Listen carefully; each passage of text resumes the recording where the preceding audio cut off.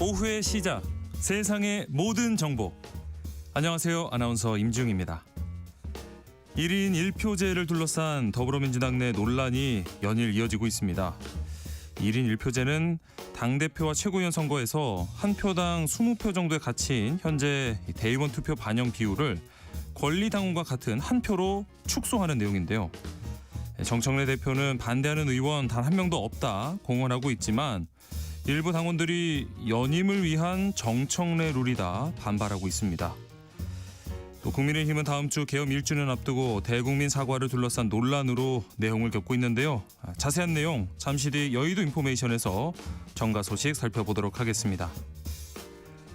최근 베스트셀러 작가이자 물리학자인 김상욱 교수가 심근경색으로 응급시술을 받았던 사실을 공개했는데요. 이 전조 증상이 좀 뜻밖이었습니다. 심장이 조이는 느낌이라기보다는 속이 답답한 소화불량 증상이었다는데요. 이렇게 일부 특정 질환은 전혀 연관성이 없어 보이는 증상이 나타나기도 합니다. 이런 뜻밖의 신호가 중증 질환의 신호일 수도 있다고 하는데요. 세모정 톡톡상담소 라디오 주치의에서 뜻밖의 증상으로 본 다양한 질환 알아보도록 하겠습니다. 또 상담도 해드리니까요. 궁금하신 분들 계속해서 함께해 주시기 바랍니다. 저희 방송 KBS 1라디오 유튜브 채널을 통해서도 실시간으로 시청 참여하실 수 있습니다. 많은 관심 부탁드리면서 KBS 세상의 모든 정보 지금 시작합니다.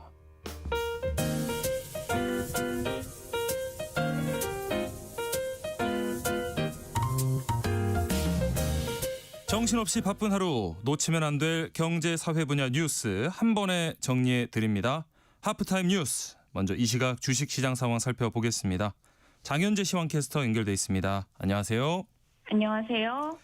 자, 어제 이 한국은행의 기준금리 동결로 국내 금리 인하 기대가 좀 약화되면서 이 탈환했던 4천선 반납하고 코스피 장을 마감했는데요. 오늘 장 흐름 어떨까요? 네, 오늘 코스피 나흘 만에 반락하고 있습니다. 미국을 중심으로 또다시 인공지능, AI 업종에 대한 우려가 나오면서 우리 증시에서도 기술주 중심으로 경계 심리가 올라간 모습입니다. 네. 현재 지수는 1.2% 하락하면서 3,939선에서 움직임 보여주고 있습니다. 오늘 오전장부터 외국인이 대거 팔아치우는 모습인데요. 현재 1조 568억 원 매도 우위 기록하고 있고요. 반면 기관이 3,237억 원 매수 우위, 개인 역시 7,485억 원 순매수 기록하고 있습니다. 네. 오늘 시가총액 상위 10개 종목 중에 9개 종목이 일제히 떨어집니다. 특히 2차전지 대표주인 LG에너지솔루션이 6% 넘게, 그리고 조선 대표주인 HD 현대중공업이 3% 넘게 내림세 보여주고 있고요. 네. KB금융만 1% 가까이 올라갑니다. 자, 코스닥 분위기는 좀 코스피 흐름과는 달라 보이는데요. 네, 맞습니다. 코스닥 지수는 급등하면서 8거래일 만에 지금 900선 돌파에 성공했습니다. 네. 현재 3% 가까이 급등합니다. 906포인트 기록하고 있고요. 정부가 코스닥 시장 활성화 정책을 내놓는다는 소식이 투심을 자극하고 있는 모습입니다. 수급적으로 오늘 메이저 수급 주체의 쌍끌이 매수세가 유입됩니다. 외국인이 3,424억 원 순매수하고 있고 기관 역시도 3,619억 원 서작 포지션 취하고 있습니다. 개인만 홀로 6,655억 원 팔아냅니다. 코스닥 시장 시총 상위단 코스피와는 확연히 다릅니다. 상위 10개 종목 모두 상승부를 켰는데요. 네. 특히 펩트론과 코오롱 티슈진이 두 자릿수의 상승을 기록하고 있습니다. 그럼 오늘 장에서 눈에 띄는 종목은 어떤 게 있을까요? 네, 오늘은 로봇주가 강세입니다. 보스턴 다이내믹스가 현대차 미국 공장에서 휴머노이드 로봇 아틀라스를 투입해 운영하기 시작했다는 소식이 전해졌습니다. 보스턴 다이내믹스는 앞으로 5년에서 10년 내에 산업 현장에 수천 대 규모의 휴머노이드를 배치하겠다는 계획도 발표했는데요. 이 로봇 섹터 전반적으로 주목받고 있습니다. 네, 끝으로 오늘 외환 시장 어떨까요? 네, 오늘 환율이 1,462원 50전에 출발했는데요. 지금 달러 강세, 원화 약세 국면입니다. 1,464원 40전에 거래되고 있고요. 엔화는 강세입니다. 937원, 반면 유로화는 약세로 1,696원대에 거래되고 있습니다. 네, 장현재 시황캐스터였습니다. 고맙습니다. 감사합니다. 하프타임 뉴스 계속해서 임선우 뉴스캐스터와 이어가 보겠습니다. 어서 오십시오. 안녕하세요. 최근 정부가 이 환율 잡기에 나서면서 여러 방안들 들여다보고 있는데 당국자들이 고환율의 주된 원인으로 서학개미들을 지목하면서 좀 논란이 되고 있어요. 네, 치솟는 환율에 대한 책임을 서학개미로 돌리면서 투자자들의 원성을 사고 있는데요. 네. 서학개미 행렬은 문제 원인이 아니라 결과인데 이 초점을 잘못 맞추고 있다는 지적이 나옵니다. 예. 일단 구윤철 부총리 증세 관련 발언이 제일 큰 화제죠. 네. 고환율 대책으로 해외 주식 양도소득세 강화가 도마에 올랐는데 당장은 검토하고 있지 않지만 상황이 된다면 얼마든지 열려있다 말에 반발이 커지고 있습니다. 네. 불과 일주일 전에 국내 증시에 오래 투자하면 세제 혜택을 주겠다며 인센티브를 내세우더니 이제는 페널티를 거론한 건데 반발이 커지자 기재부는 추가 과세를 검토한 적 없다는 설명자를 냈지만 오락가락 정책에 투자자들의 불안은 커지고 있고요. 예.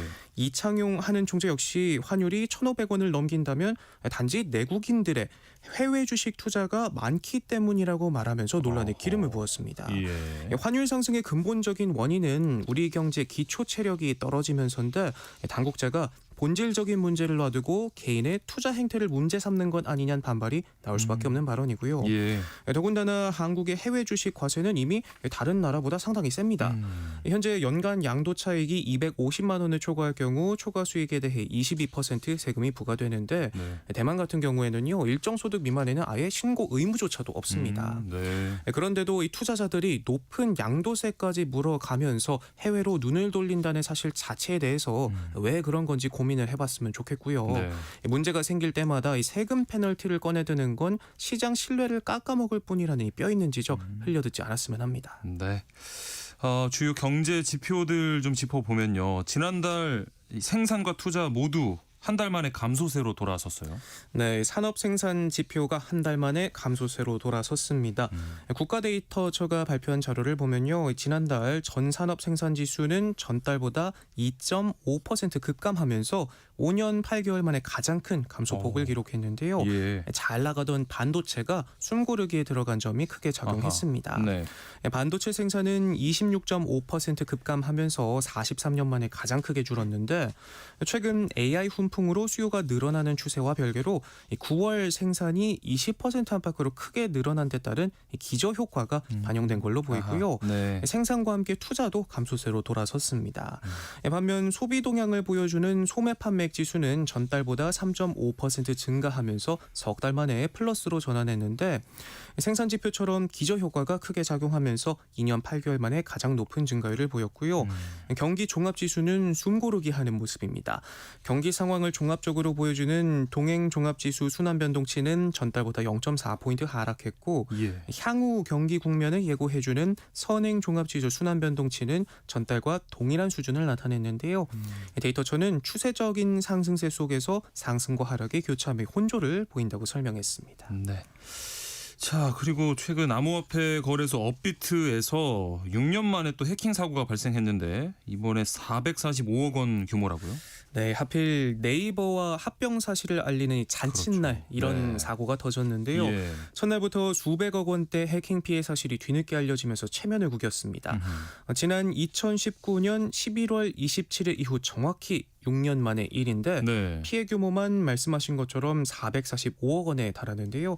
해킹이 감지된 건 새벽이었고 점검을 이유로 입출금을 막은 건 오전 8시 55분이었는데 하지만 업비트 운영사인 두나무는 점심시간이 지날 때쯤에야 피해 네. 사실을 공지했습니다. 그렇죠. 이 네이버와의 공동 기자 간담회가 그 사이 진행이 됐는데 이를 의식해 늑장 공지를 한 것 아니냐는 비판이 나오는데요. 네. 사측은 피해 사실을 인지한 직후 입출금 서비스를 중단하고 한국인터넷진흥원과 금융감독원에 신고했다 해명하면서 회원 자산에 피해가 없도록 전액 업비트 자산으로 충당할 예정이라고 밝혔습니다. 이 합병 승인 심사를 앞두고 있는 시점에서 이번 해킹 피해가 어떤 변수로 작용할지 특히 주목되는데 관건은 정부 규제입니다. 네. 금융과 가상자산의 분리 일명 금가분리 원칙이라고 하죠. 네. 금융사가 가상자산에 투자하거나 업체와 협업하는 걸 2017년부터 금지하고 있는데 네이버페이가 전통적 금융에 해당하는지는 따져볼 따져볼 여지가 있지만 아하. 정부가 금가분리 원칙을 엄격하게 적용하면 결합은 불가능합니다. 네. 하지만 금융위 고위 관계자는 KBS에 글로벌 정합성 차원에서 고민이 필요하다고 생각한다면서 금가 분리의 예외로 볼 가능성을 시사했는데요. 가상자산 산업에 대한 정책 방향의 풍향계가 새로 자리 잡으면서 업계 판도가 크게 바뀔지도 모르겠습니다. 네. 자, 이 국민연금 비롯해서 각종 연금들 실효성 논란은 끊이질 않고 있는데 최근에 국민연금 매달 300만 원 넘게 받는 사례가 등장을 했다고요? 네, 관련 기사 보자마자 솔직히 부럽다는 생각이 제일 먼저 들더라고요. 예. 도대체 누가 어떻게 이렇게 받아가나 하는 궁금증이 들었는데요. 그러게요.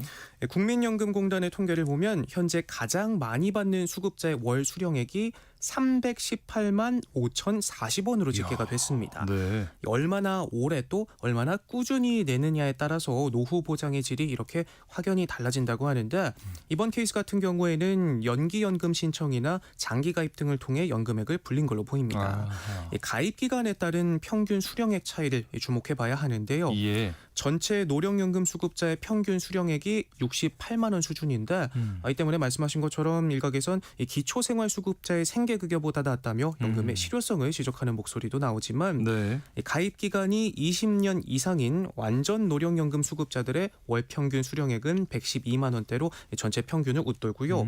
고액 수급자도 꾸준히 늘고 있습니다. 네.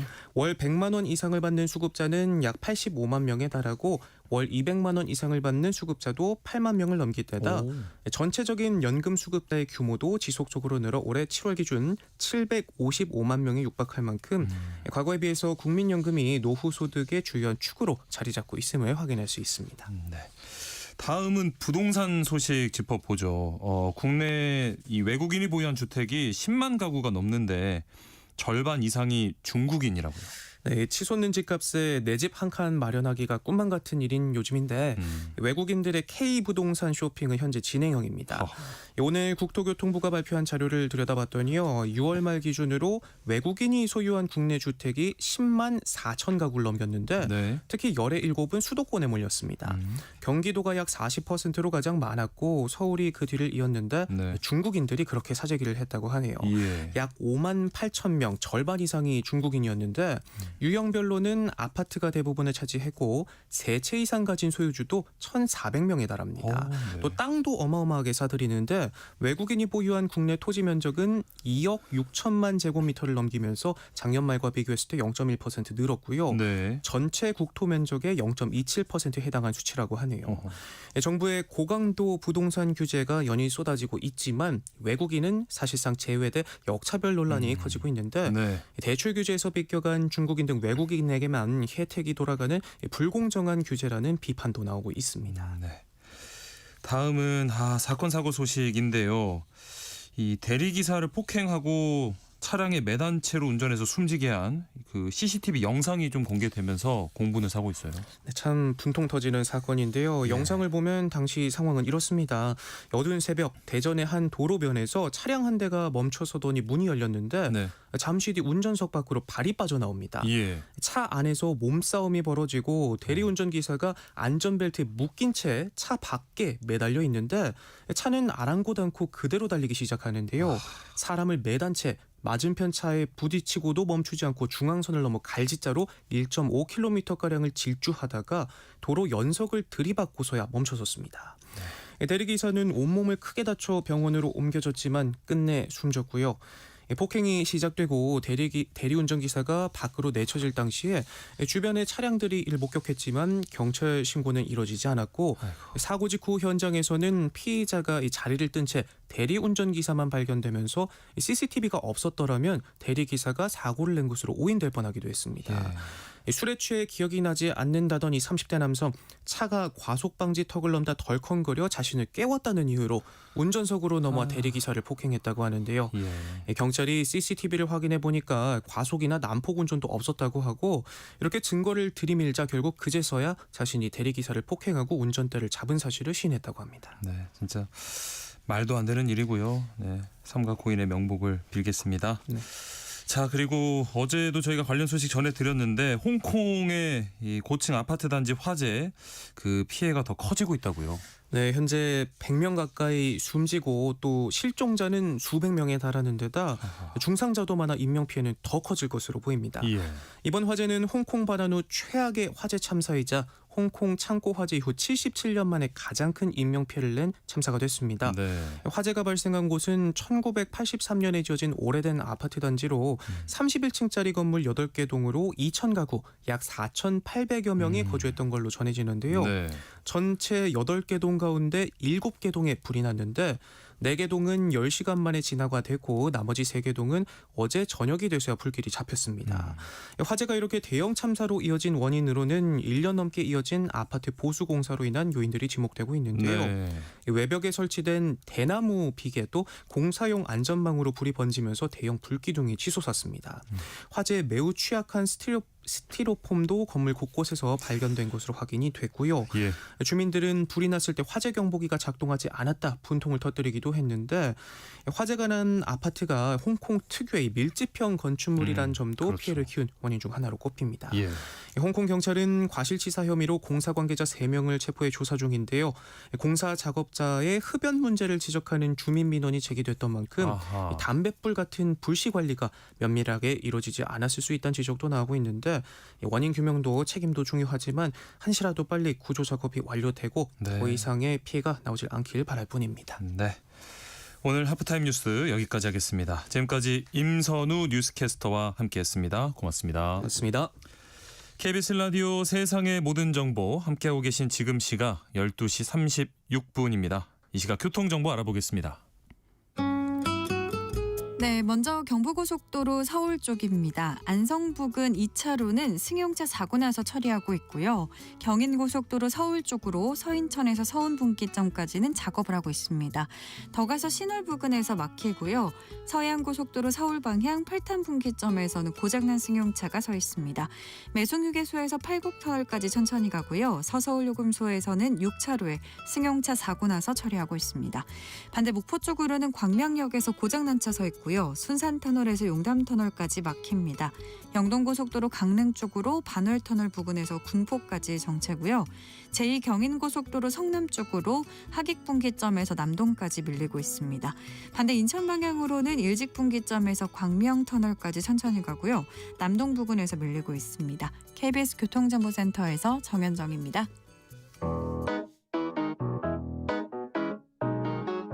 세상의 모든 정보는 청취자분들의 관심과 참여를 기다립니다. 방송 들으시면서 궁금한 점이 있거나 의견 공유하고 싶은 분들 계시면 문자 보내주세요.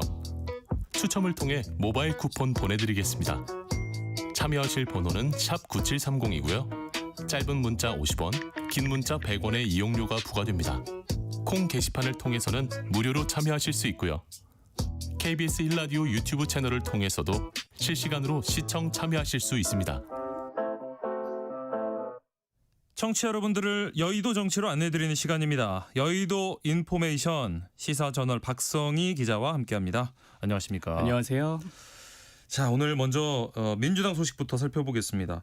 이 정청래 민주당 대표가 이른바 1인 1표제 개편을 공식화하면서 연일 민주당 내부가 좀 시끌시끌합니다. 이게 뭐 전당원 표의 가치를 동일하게 하겠다는 건데 이 제도 개편을 꺼내든 배경부터 좀 살펴볼까요? 네, 사실 전당대회 두고 흔히들 당원들의 축제다 이렇게 말을 하잖아요. 네. 그런데 민주당이 가장 오랫동안 써온 전당대회 그 정확한 명칭이 뭔지 혹시 아시나요?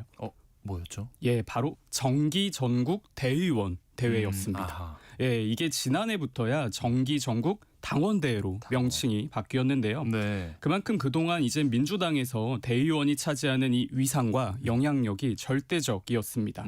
대의원 한 표의 이 가치가 권리당원 수십 명의 표와 맞먹는 구조였기 때문인데요. 네. 전당대회 이 승패를 가르는 캐스팅 보터가 당원들이 아니라 사실상 이 대의원들이었던 셈이죠. 그렇죠. 그런데 이 대의원이라는 집단이 현역 의원이나 지역위원장 등 당내 주류 조직이 사실상 이 선발하는 구조입니다. 네. 그렇다 보니까 이 대의원제가 조직이 약한 이 비주류, 대중형 정치인들에게는 좀 불리한 룰 아니냐 이런 비판이 이어져 왔던 거죠. 네. 이재명 대통령도 과거부터 이런 대의원 과대표 문제를 꾸준히 제기해 왔는데요. 예. 이 대통령은 당대표 시절 이 대의원의 한 표가 권리당원 60표와 동일했던 기존 비율을 약 1대 20으로 조정하기도 했습니다. 예. 산술적으로 이 대의원 한 표의 가치를 한 3분의 1 수준으로 낮춘 건데요. 네. 정청래 대표가 이번에 1인 1표제를 다시 띄운 것도 결국 이 이재명 대통령이 추진해온 당원 주권 체제 강화 이런 맥락으로 보시면 이해가 됩니다. 정 대표는 지난 23일 자신의 SNS에 이재명 대표 시절 최고위원으로서 호흡을 맞추면서 이 당원 주권 정당의 꿈을 이루기 위해서 최선을 다해왔다. 1인 1표제 도입이 사실상 이 명심이다. 이렇게 강조했습니다. 말씀해 주신 것처럼 이재명 대통령도 과거에 이 찬성 의사를 밝혔던 제도인데 지금 당 안에서 잡음이 일고 있어요. 이 반발의 핵심 이유가 뭘까요?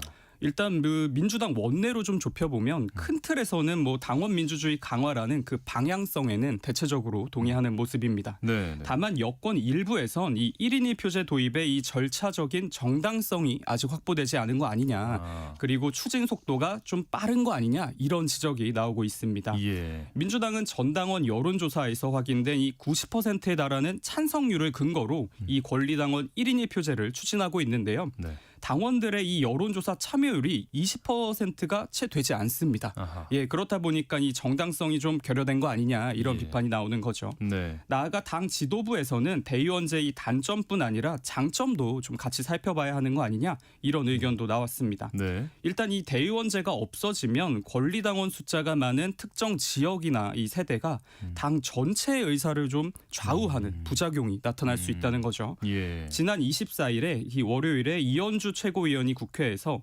이재명 대표 때 논의는 지금과 다르게 좀 충분한 시간의 수기를 거쳐서 이루어진 거다. 네. 민주당이 이 수십 년 동안 운영해온 중요한 제도를 단 며칠 만에 폐지하는 게 맞느냐 이렇게 지적했습니다. 네. 이 밖에 강두구, 김문수 의원 등도 1인 1표제에 대해서 좀 우려 섞인 부정적인 의견을 내놨는데요. 예. 친명계 외곽 조직이죠. 더민주 전국혁신회의도 지난 22일 논평을 통해서 대의원과 당원 모두 1인 1표로 하자는 이 취지는 좋은데 네. 의견 수렴 방식 그리고 절차 면에서 꼭 지금처럼 해야만 하나 이런 당원들의 자주 섞인 목소리가 들려온다 이렇게 비판했습니다. 일각에서는 이번 논의가 이 정청래 대표 연임 구도와 맞닿아 있다. 그래서 친명계가 불편해한다 이런 분석도 나오는데 어떤 맥락에서 나온 걸로 해석해 볼 수 있을까요?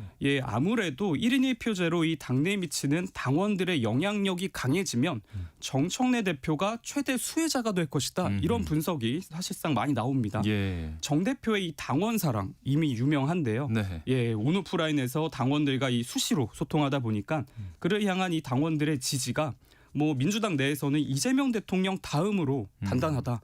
이런 평가가 나옵니다. 예. 다만 정 대표를 향한 이 대의원들의 지지는 그만큼 강하지 않은데요. 지난 전당대회 당시도 정 대표는 그 권리당원 투표와 국민 여론조사에서는 박찬대 후보를 앞섰지만 대의원 부분에선 박찬대 후보에게 밀렸습니다. 네네. 사실 지난 전당대회 당시로 좀 돌아가 보면 이재명 대통령이 정청래 체제보다 박찬대 체제를 더 선호했다. 이런 관측이 여의도 안팎에서 제기됐었는데요. 그렇죠. 그래서 정치권에선 당시 박찬대 체제를 바랬던 일부 친명계 인사들이 정청래 대표가 이 연임하는 것을 좀 막기 위해서 이번 1인 1표제를 좀 달가워하지 않는 거 아니냐. 이런 관측이 나오는 거죠. 실제 1인 1표제를 반대하는 의원들 그리고 또 우려 논평을 낸 더민주 전국혁신회의의 이 대체적인 성향이 친박찬대 또 친명 단체로 구분이 됩니다. 네. 또 친명 강성당원 900여 명이 정 대표의 1인 1표제 개편에 대해서 효력정지 가처분까지 신청하겠다고 밝혔는데요. 이들은 지난 26일 수요일 기자회견을 열고 이번 개정은 사실상 이 정청래 대표의 연임을 위한 거다. 당의 존재 이유와 정체성을 뿌리부터 뒤흔드는 절차적인 쿠데타다. 이렇게 비판했습니다. 정청래 대표나 대통령실 뭐라고 하는지 궁금한데요. 네, 정청래 대표는 1인 1표제는 이재명 대표 시절부터 논의해온 당의 오랜 숙제였고 또 이 숙제를 푸는 게 지난 전당대회 당시에 자신의 공약이었다. 이 점을 좀 강조하고 있습니다. 네. 연임을 노리고 갑자기 추진한 뭐 졸속 개혁이다 이런 비판에 반박한 셈인데요. 네. 정 대표는 지난 26일 국회 최고위원회의에서 적어도 내가 알기로는 국회의원 중 1인 1표제에 반대하는 의견은 없다. 지난 전당대회 때 1인 1표제를 내가 공약했고 이행해야 하는 의무가 내게 있다. 또 당원들이 그 부분을 받아들였고 저를 당대표로 선출해 주신 거다. 이렇게 말했습니다. 네. 그러면서 당원 당규 개정의 필요성을 거듭 강조했는데요. 다만 당내 비판이 좀 이어지다 보니까 네. 정 대표도 속도 조절에는 나서는 모습입니다. 세부적인 추가 논의 과정을 거치겠다면서 1인 1표제 도입을 최종 결정할 이 중앙위를 다음 주 금요일 12월 5일로 일주일 정도 연기했습니다. 네. 정 대표의 입장은 뭐 이렇게 선명한데 이번 1인 1표제와 관련해서 대통령실의 뭐 공식 입장은 나오지 않았습니다. 당연히 뭐 이 대통령의 의중은 있겠습니다만 이 대통령이 과거에 윤석열 정부 당시에 당무 개입 논란 강하게 비판했었거든요. 네. 실제 뭐 당무와 관련해서 대통령실도 최대한 거리를 두는 모습입니다. 그제 국회에서 제가 민주당 지도부 관계자를 만났는데 말하기를 당무의 최종 결정권자는 대통령이 아니라 어차피 당대표다. 1인 1표제가 왜 대통령의 재가가 필요한 일이냐 이렇게 되묻더라고요. 네. 자, 여권 내 이런 논란 계속되면서 지도부도 좀 수습에 나서는 분위기인데 앞으로 갈등이 어떻게 정리될까요? 남은 변수 짚어주시죠. 민주당은 우선 이 당원 당규 개정과 관련해서 태스크포스 이 TF를 구성했습니다. TF 단장은 사무총장인 조승래 의원이 그리고 부단장은 이해식 의원이 각각 맡기로 했는데요. TF에는 당원 당규 개정과 관련해 이 이견을 밝혔던 강두구 의원 등 총 10명의 의원이 위원으로 참여합니다. TF는 다음 달 1일 월요일에 1인 1표제 이 보완책을 논의하기 위한 공개 토론회를 당사에서 열기로 했습니다. 민주당 지도부는 이후 다음 주 금요일 중앙위에서 1인 1표제 안건을 통과시키겠다는 계획인데요. 지도부는 이 절차적인 당위성이 뭐 토론회 등을 통해서 어느 정도 확보된 만큼 가결을 확신하고 있습니다. 그러나 뭐 1인 1표제에 대한 이 우려, 앞서 말씀드린 정청래 비토 여론이 토론 과정에서 얼마나 좀 잦아들고 설득되는지가 관건입니다. 1인 1표제 안건이 중앙위에서 가결돼도 또 부결돼도 민주당에는 좀 큰 변곡점이 될 것으로 보입니다. 다음 주 이 시간에 아마 또 다뤄볼 수 있을 것 같고요. 자, 다음은 국민의힘 소식 넘어가 보겠습니다. 어느덧 12.3 비상계엄 1주기가 다가오고 있습니다. 지금 국민의힘 소장파 의원들이 대국민 사과 메시지를 준비하고 있다고요. 네, 시간이 참 빠릅니다. 다음 주 수요일이면 12.3 비상계엄 사태가 일어난 지 꼭 1년이 되는 날인데요. 그러네요. 당시를 기억하는 뭐 국민들에게도 그렇지만 무엇보다 그 계엄 이후에 탄핵 대통령을 배출했던 국민의힘 입장에서도 결코 가볍게 넘어갈 수 없는 날입니다. 비상계엄 1주기를 앞두고 국민의힘 내부에서 사과와 반성 메시지를 요구하는 목소리가 당내 이 소장파를 중심으로 강하게 분출되고 있는데요. 김재섭, 김용태 국민의힘 의원 등이 최근 라디오 인터뷰에 연이어 나왔습니다. 12월 3일에 맞춰서 당이 사과와 성찰 메시지를 내야 한다. 지도부가 하지 않는다면 의원들이라도 좀 개별적으로 목소리를 내야 한다. 이렇게 촉구했는데요. 특히 김재섭 의원은 실제 의원들 사이에서 반성해야 한다. 이 공감대가 상당하다. 최소 20명 정도는 이 뜻을 같이 할 수 있다. 이렇게 말했습니다. 또 이대로 가면 안 된다. 윤석열 전 대통령과의 관계를 끊어내야 한다. 이 얘기를 실제로 많이 듣는다. 이렇게 강조하면서 윤 전 대통령과의 이 정치적인 결별 요구까지 공개적으로 언급했습니다.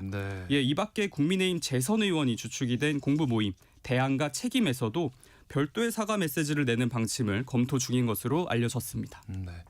그렇다면 국민의힘 지도부 입장은 어떨까요? 뭐 아직 당 지도부가 공식 입장을 내놓은 것은 없습니다.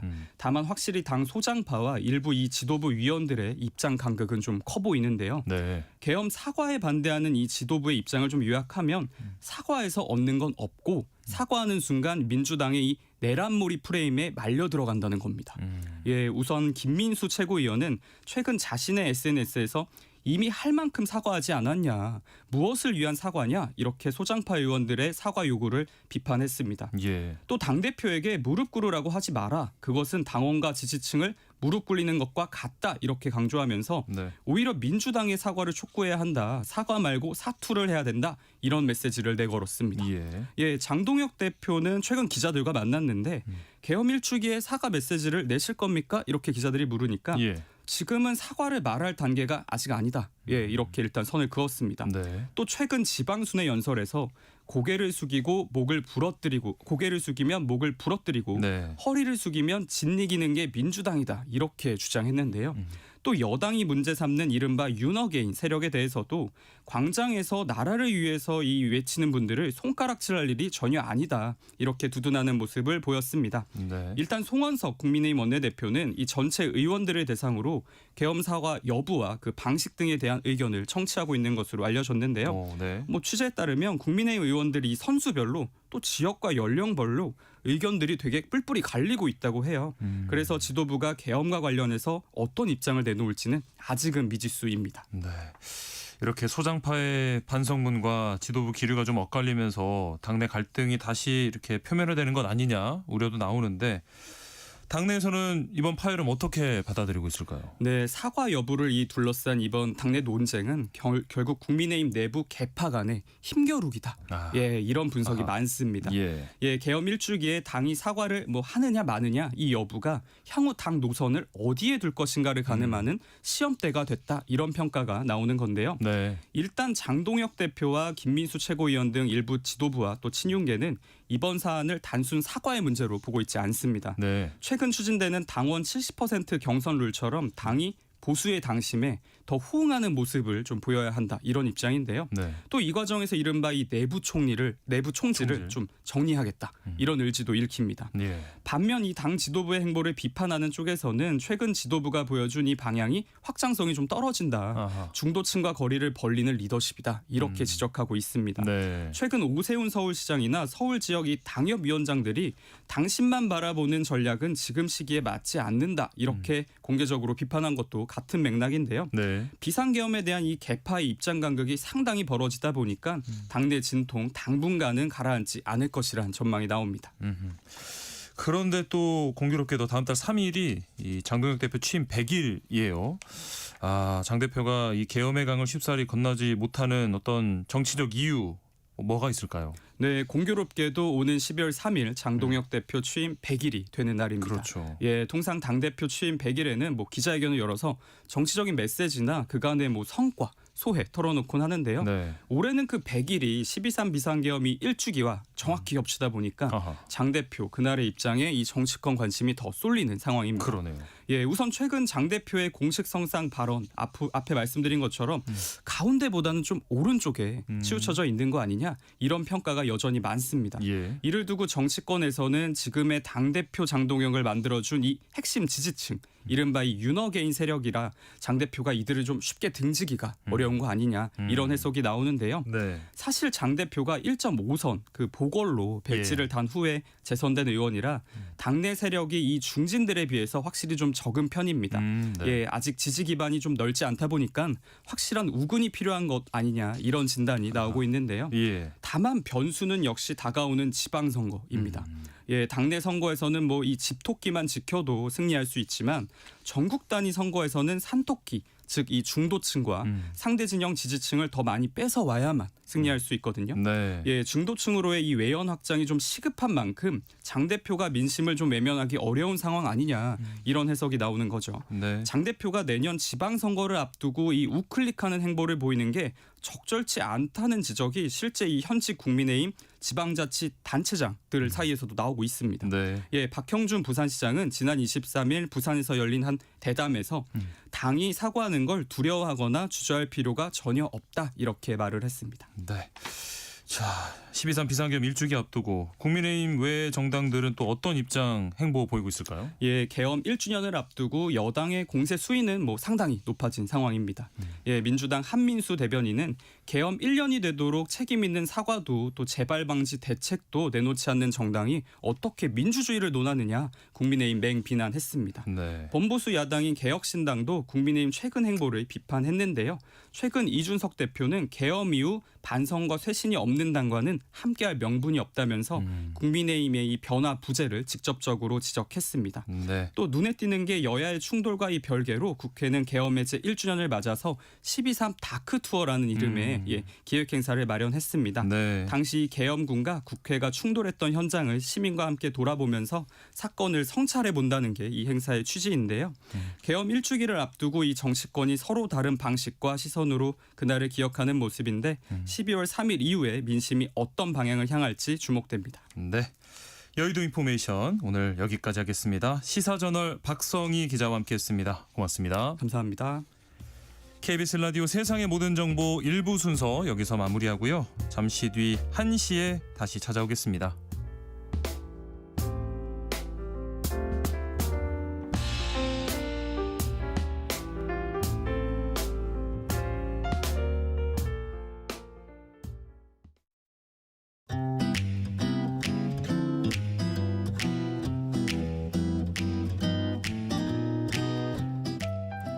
안녕하세요. 바른말 고운말입니다. KBS 1텔레비전에서 방송되고 있는 우리말 겨루기에서 나왔던 문제를 짚어보겠습니다. 오늘은 들려드리는 속담들의 공통으로 들어가는 표현을 맞히는 문제입니다. 장마당에 이것 닳듯 이것을 피하니까 수마석을 만난다. 맹물에 이것 삶은 맛이다. 이 세 개의 속담에서 이것의 공통으로 들어가는 세 음절로 된 표현은 무엇일까요? 네, 이 문제의 정답은 조약돌입니다. 조약돌은 작고 동글동글한 돌을 말하죠. 장마당에 조약돌 닳듯이라는 속담은 사람의 성미가 뺀질뺀질하고 바라진 경우를 비유적으로 이르는 말인데요. 이와 같은 뜻을 가진 속담으로 장바닥에 조약돌 닳듯이 있습니다. 그리고 조약돌을 피하니까 수마석을 만난다라는 속담은 일이 점점 더 어렵고 힘들게 되었음을 비유적으로 이르는 말이고 속담 노루 피하니 범이 온다와 같은 뜻입니다. 참고로 이 속담에 나오는 수마석은 물결에 씻겨 닳아서 반들반들한 돌을 가리키는 것입니다. 또 속담 맹물에 조약돌 삶은 맛이다. 이 말은 아무런 맛도 없음을 이르는 말입니다. 맹물에 조약돌을 삶아 먹더라도 제멋에 산다라는 속담도 있는데 이것은 보기에는 아무 재미도 없어 보이지만 다 제가 좋아서 하는 일을 이르는 말입니다. 지금까지 바른말 고운말 아나운서 국혜정이었습니다.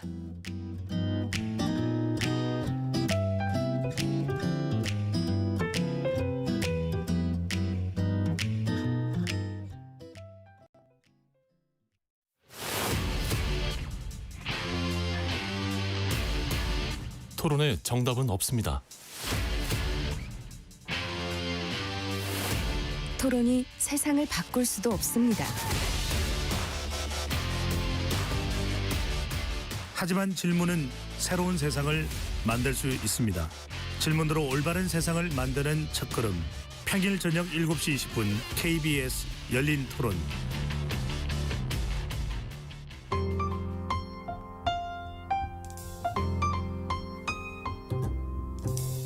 어떤 하루 보내고 계신가요? 눈코 뜰 새 없이 바쁘게 지나가는 한 주. 따뜻한 시선으로 하루를 마무리합니다. 당신을 위한 지식 쉼터. 오늘 밤 일라디오. 월요일부터 금요일. 매일 밤 10시 5분에 시작합니다.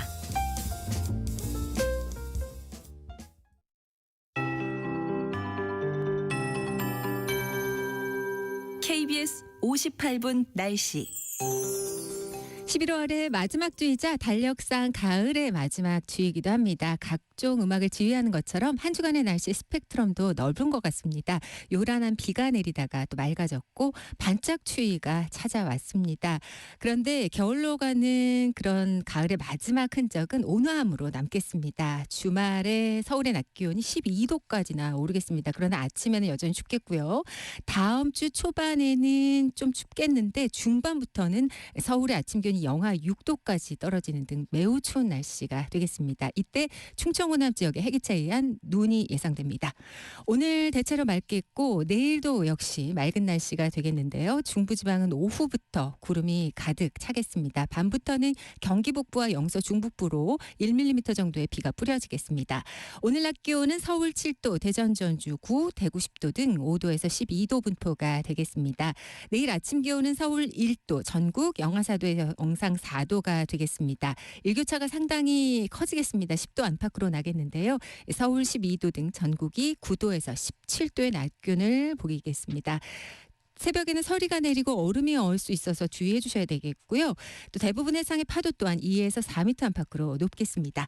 지금 서울의 기온은 4.5도입니다. 강혜종입니다.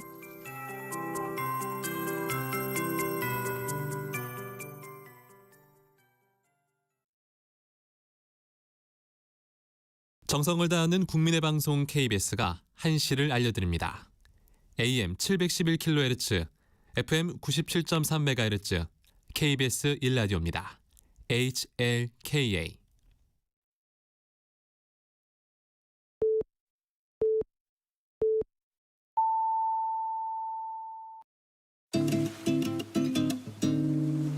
나른한 오후를 책임질 영양 만점 지식 비타민. 세상의 모든 정보.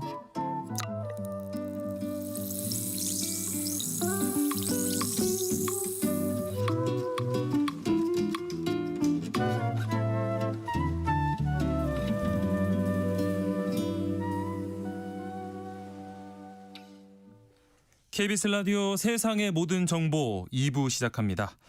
2부에서는 정치 국제 이슈를 전해드리는 오늘의 뉴스 하고요. 세모정 톡톡 상담소 오늘은 금요일 코너 라디오 주치의가 기다리고 있습니다.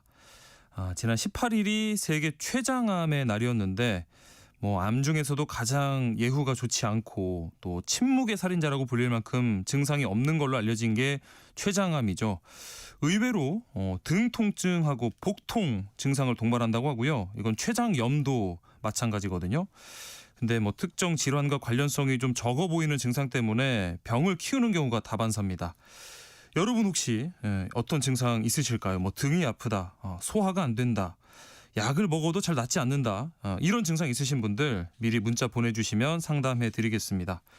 커피와 베이글 모바일 쿠폰도 보내드리니까요. 많은 참여 부탁드리겠습니다. 문자 보내실 곳은 샵 9730번입니다. 짧은 문자는 50원, 긴 문자는 100원의 정보 이용료가 있고요. 콩 게시판에선 무료로 참여하실 수 있습니다. 그럼 먼저 라디오 정보센터 뉴스 듣고 오겠습니다.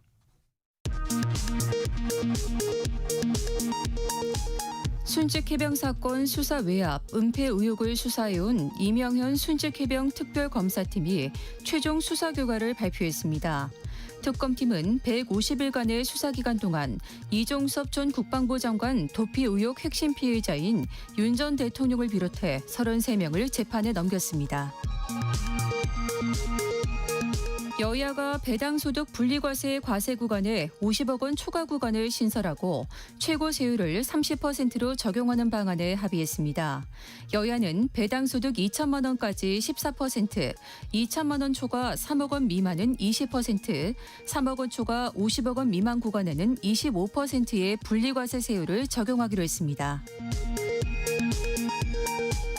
지난 8월 캄보디아에서 숨진 채 발견된 대학생 박모 씨를 살해한 주범인 중국 동포가 현지 경찰에 붙잡혔습니다. 주 캄보디아 한국 대사관은 체포된 용의자를 국내로 송환할 수 있는지 검토할 예정입니다. 지난달 생산 지표가 5년 8개월 만에 가장 큰 폭으로 나빠졌습니다. 국가데이터청은 10월 전체 산업 생산이 2.5% 줄었다고 발표했습니다. 지난 2020년 2월 이후 최대 감소폭입니다. 6월 말 기준 외국인이 소유한 국내 주택이 10만 4천여 가구로 작년 12월 대비 3.8% 증가했다고 국토교통부가 발표했습니다. 국내 전체 주택 중 외국인 소유 비중은 0.53%입니다. 지금까지 라디오 정보센터 뉴스 정원나였습니다.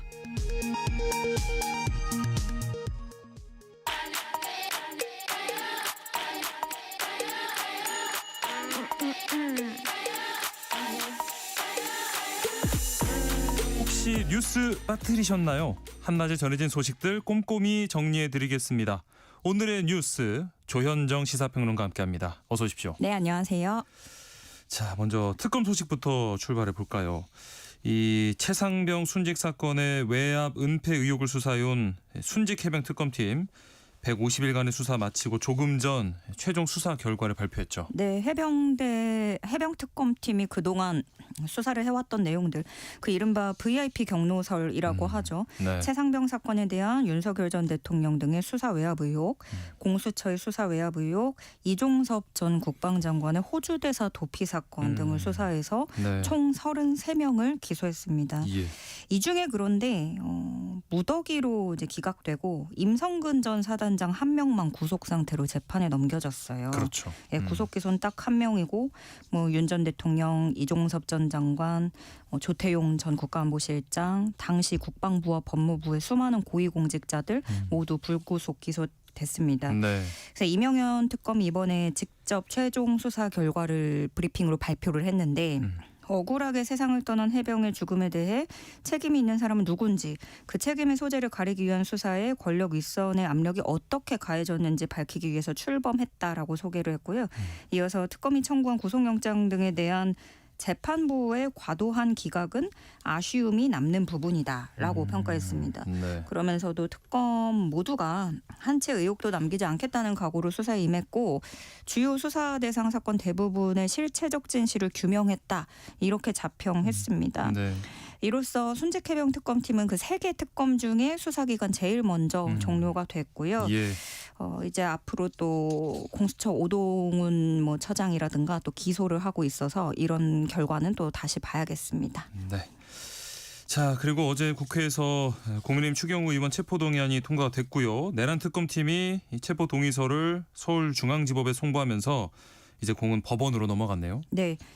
어제 여야 회동을 하고 급하게 뭐 같이 7개 민생법안 처리한다, 체포동의안도 처리한다, 이렇게 얘기가 나와서 네네네. 표결에 같이 들어가나 했는데 그러니까요. 결국에 국민의힘은 표결을 보이콧했고요. 예. 대신에 국회 로텐더홀에서 시위를 했습니다. 네.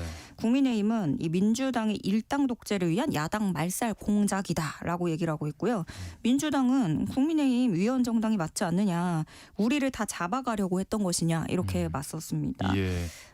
추경호 의원의 체포동의서는 사실 의석수 고려했을 때 가결이 무난하게 될 것으로 예상이 됐고 그렇게 가결이 됐습니다. 네. 그런데 이제 가결된 와중에 국민의힘 의원들은 제외하고 투표를 했으니까 네. 그 숫자를 세봤을 때 이탈표가 나왔다라고 볼 수 있는 거죠. 예. 총 투표 180표였고 찬성이 172표입니다. 네. 반대 4표, 기권 2표, 무효 2표. 이렇게 나왔기 때문에, 근데 개혁신당 측에서는 우리 쪽에서는 반대표 던진 의원은 없는 걸로 한다라고 얘기를 했어요. 그러니까 물론 진실은 알 수가 없죠. 예. 그런데 이렇게 계산을 해봐도 개혁신당 의원은 3명이란 말이에요. 예. 반대만 봐도 4표가 나왔어요. 그렇죠. 예, 그런데 뭐 개혁신당 의원들이 사실은 뭐 전부 다 반대했다라고 해도 민주당이나 뭐 혁신당 쪽에서 이탈표가 1표. 그렇죠. 예, 기권까지 하면 3표. 전부 개혁신당이 찬성, 3명이 찬성했다고 했을 때 이탈표가 반대 4표, 기권까지 하면은 뭐 6표, 뭐 이 정도로 계산이 되는 겁니다. 예. 네, 아마 법원에서 이 체포동의안이 받아들여질 가능성이 없다고 생각했을 수도 있을 것 같아요. 그도 그럴 게 이미 뭐 내란에 더 깊게 가담한 걸로 의혹받고 특검팀의 수사받고 그런 인물들도 줄줄이 뭐 기각이 됐으니까요. 그렇죠. 예, 이런 점에서 추경호 의원 건은 더욱이 기각될 가능성이 높게 점쳐지고 있는데요. 네. 영장이 발부된다고 하면 국민의힘은 유례 없는 위기를 맞게 될 것이고 예. 기각된다면 국민의힘이 대여 투쟁에 더 불을 붙이게 될 텐데요. 이미 민주당에서는 추경호 의원 구속되면 국민의힘 해산 목소리가 높아질 것이다. 국민의힘에서는 여당의 허위 내란몰이에 책임이 따를 것이다. 이렇게 서로 으름장을 놓고 있는 상황이에요. 네. 그런데 이게 참 법원의 판단이 나오는 그 시기, 타이밍도 굉장히 얄궂은 게 내일부터 이제 주말 빼고 나면은 영장실질 심사가 다음 달 2일에 열릴 전망입니다. 예. 12월 2일이죠. 네. 그러면은 다음 날 12월 3일에 결론 날 가능성이 크게 지금 아하. 관측이 되는데 네. 비상계엄 1주년. 그러네요. 예, 딱. 참 얄궂다는 생각도 들었고 어허. 이때 또 장동혁 대표 취임 100일 맞물리기도 그러니까요. 하고 게다가 12월 2일이 내년도 예산안 처리 시한입니다. 아, 네. 예, 전국 대치로 예산안 합의가 무산될 가능성도 작지 않아 보입니다. 네, 아무쪼록 다음 주에 전해드릴 소식이 좀 많을 것 같습니다. 한낮의 귀향 파트너 지금 여러분께서는 KBS 라디오 세상의 모든 정보와 함께하고 계십니다. 계속해서 오늘의 뉴스 알아보죠. 이 검찰이 이 대장동 개발 비리 사건에 이어서 국회 패스트트랙 충돌 사건에 대한 항소를 포기했어요. 정치권에서는 연일 또 공방이 이어지고 있고요. 네, 아무래도 대장동 항소 포기 사태를 의식하고 그렇죠. 그런 게 아니냐라는 해석이 뒤따를 수밖에 없는데 왜냐하면은 패스트트랙 충돌 사건은 항소를 하는 거냐 뭐 네. 이런 반응이 나올 수도 있는 거잖아요. 예. 그리고 뭐 사실 또 한 가지는 이런 것도 있습니다. 최근에 정부 방침이 좀 기계적인 항소에서 탈피할 필요가 있다라는 절제. 거고, 예, 네. 이재명 대통령이 이미 직접 언급하기도 했었거든요. 네. 국민에게 고통을 주는 항소 관행이다 이렇게 지적을 했었고, 그래서 법무부 반응이 관련 규정을 바꾸려고 한다라는 그런 피드백이 이미 나왔었습니다. 네. 그래서 뭐 앞으로 검찰 관행의 변화의 조짐이 나타나는 것이다 이런 해석도 나오고 있는데요. 예. 일단 이번에 패스트트랙 항소 포기 결정을 하면서 대검찰청이 밝힌 배경은 범행 전반에 대해서 유죄가 선고됐고 네. 피고인들의 범행 동기가 사적 이익 추구에 있지는 않은 점에 더해서 사건 발생일로부터 6년 가까이 장기화한 분쟁을 최소화할 필요가 있다고 보인다 이렇게 밝혔습니다. 예. 그래서 이런 일련의 과정들을 거치면서 그동안 이 항소를 그 말 그대로 기계적인 항소 너무 당연하게 네, 여겼던 그런 검찰의 수사 관행이 달라질 수도 있겠다. 그런 계기 도화선이 될 수 있겠다라는 관측도 제기되고요. 예. 다만 여권에서는 이제 강하게 반발하는 기류가 있는 거죠. 근데 그러면서도 이제 자기 모순이 될 수 있는 거는 대장동 항소 포기 때는 아무런 문제 제기를 안 했잖아요. 네. 그래서 선택적이라는 비판도 피할 수가 없어서 뭐 여당으로서도 이제 뭐 서서히 조용히 넘어갈 수도 있는 거고. 네. 그런데 이제 민주당의 주장은 그겁니다. 이번에는 이 패스트트랙 항소 사건은 형종이 달라진 경우에 항소한다라는 예규를 위반한 것이다. 아하. 뭐 이런 입장을 또 덧붙이고는 있는데요. 예. 그리고 그런가 하면은 이 사건에 연루됐던 국민의힘 전현직 의원들은 네. 항소의 뜻을 밝혔습니다. 아, 네. 네. 네. 그러니까 이분들의 의견은 우리가 벌금형도 받을 일이 아니었다라는 거예요. 네. 나경원 의원은 애초에 기소되지 않았어야 했을 사건이다. 이번 판결은 민주당의 의회 폭주에 면죄부를 준 판결이다. 이렇게 비판을 했고요. 윤한홍 의원도 벌금형이라도 유죄 판결을 받아들일 수 없다라는 거고 네. 지금 국민의힘은 아니지만 그 황교안 전 총리 부당한 판결에 대해 끝까지 싸우겠다라면서 항소를 하겠다는 뜻을 밝혔고요. 네. 한편 검찰은 이 사건에 연루된 혐의로 기소된 박범계 민주당 의원에게 벌금 400만 원, 예. 같은 당 박주민 의원에게는 벌금 300만 원 구형했고요. 이거 모두 의원직 상실에는 해당하지 않는 형량입니다. 네. 자, 여야가 이 검찰 대장동 재판 항소 포기에 관한 국정조사 놓고 다시 또 협상을 벌였는데 이견을 좁히기가 어려워 보여요. 네, 이게 그 민주당은 오히려 국정조사를 아예 접는 분위기로 가고 있어요. 네. 그래서 국민의힘이 마음이 도리어 급한 거죠. 그래서 국민의힘이 민주당이 제안한 것까지 우리가 받아들인다. 네. 라고 바꾼 거잖아요. 그렇죠. 그러면서 대신에 전제 조건을 달았는데요. 그 전제 조건이 뭐냐면 먼저 나경원 의원을 법사위 야당 간사로 선임해달라. 네. 독단적인 법사위 운영을 중단해야 된다. 여야 합의로 국조 증인과 참고인을 채택해야 된다. 라는 조건을 걸었는데 네. 국민의힘은 이 최소한 한 가지라도 민주당에서 좀 받아줄 거를 제시를 한 건데 민주당이 다 안 받아들였다. 아하. 이렇게 얘기를 하고 있는 거고 네. 근데 민주당은 그냥 팔짱 끼고 보고 있는 거죠. 우리가 왜 받아야 네. 하지? 예. 라는 거죠. 특히나 이번에 이 조건을 주고받았던 것 중에 나경원 의원이 좀 조건을 중심축에 있는 걸로 보여요. 예. 그래서 민주당 문재석 원내운영 수석 부대표 말에 따르면 간사 선임 건은 특정인을 염두에 둔 조건을 수용하는 건 어렵다는 입장이다. 간사 선임이 제일 큰 걸림돌이라고 보면 된다. 이렇게 얘기를 하기도 했습니다. 네. 자, 그리고 오늘은 윤석열 전 대통령과 또 국민의힘 권성동 의원 재판이 각각 열렸죠. 네. 오전 10시 15분부터 윤 전 대통령 체포방해 재판이 시작됐는데요. 윤 전 대통령은 그 사후 계엄 선포문 작성과 폐기에까지 관여했다는 혐의도 함께 받고 있는데 네. 오후 재판 들어가면은 계엄 선포 사흘 뒤부터 사후 선포문 만들어서 받았던 강의구 전 대통령실 부속실장 출석을 하게 되고요. 예. 또 강의구 전 실장에게 계엄 선포 관련 문서가 없다는 사실을 말했던 김주현 전 민정수석이 증언대에 설 예정입니다. 네. 김건희 특검 관련해서는 국민의힘 권성동 의원 재판이 역시 오전 10시 10분부터 진행이 되고 있는데요. 네. 그 불법 정치자금 1억 원을 받았다는 혐의를 받고 있잖아요. 그렇죠. 그래서 그 돈을 줬다는 인물로 지목된 그 윤영호 전 통일교 본부장이 증인으로 참석을 하는데 지금 들려오는 소식은 이 윤영호 전 본부장이 증언을 거부하고 있는 것으로 전해집니다. 네. 자, 그리고 미국에서는요, 이 총격 사건이 또 발생해서 충격을 주고 있는데, 이 도널드 트럼프 행정부는 이번 일을 계기로 반이민 정책에 더 고삐를 당기는 모습이네요. 네, 현재 시간 26일 미국 워싱턴 백악관 인근에서 주 방위군 소속 병사 2명이 총에 맞아 쓰러지는 사건이 발생했습니다. 네. 그런데 이게 백악관 근처에서 이런 일이 그렇죠. 벌어진 거예요. 네. 워싱턴 DC의 한복판이고요. 예. 용의자는 아프가니스탄 출신입니다. 경찰은 용의자 체포한 다음에 사건 경위 조사하고 있는데요. 지금 안타까운 소식 들려온 게 그 총격을 입은 주방위군 병사 2명 중에 1명이 끝내 숨졌다라고 네. 하고 남은 1명은 중태에 빠져 있는 상태입니다. 예. 그 범인은 원래 거주지가 그 워싱턴주 북서단의 그 캐나다 접경 지역 해안 도시에 살고 있대요. 네. 그런데 이 범행을 하기 위해서 차를 몰고 대륙을 횡단한 것으로 조사됐고요. 예. FBI는 이번 범행을 연방법 집행관에 대한 공격이다 이렇게 규정하고 관계기관과 함께 전방위적 수사를 벌이고 있다고 밝혔습니다. 자, 그리고 이 사건이 벌어지고 트럼프 미국 행정부가 움직이고 있는 게 네. 이 사건 이후에 그 19개국 국민에게 발급된 영주권에 대해서 광범위한 재조사를 지시한 겁니다. 예. 트럼프 대통령은 이미 이런 말을 했어요. 미국의 일원이 되지 않거나 우리나라에 득이 되지 않는 사람은 어느 나라에서 왔건 추방하기 위해서 모든 필요한 조치를 취해야 된다라고 말하기도 했는데 미국 이민국 국장은 미국 국민은 전임 행정부에 그 바이든 행정부 얘기하는 거죠. 네. 무분별한 재정착 정책으로 인한 비용을 견디지 않을 것이다.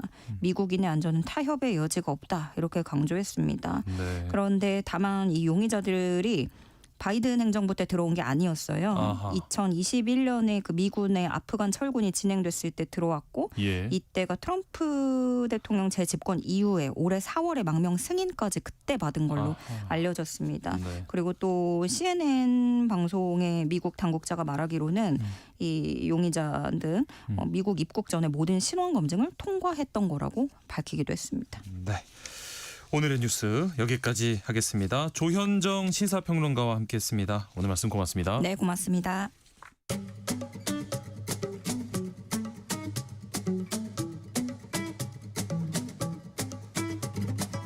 지금 바로 세모정에 물어보세요.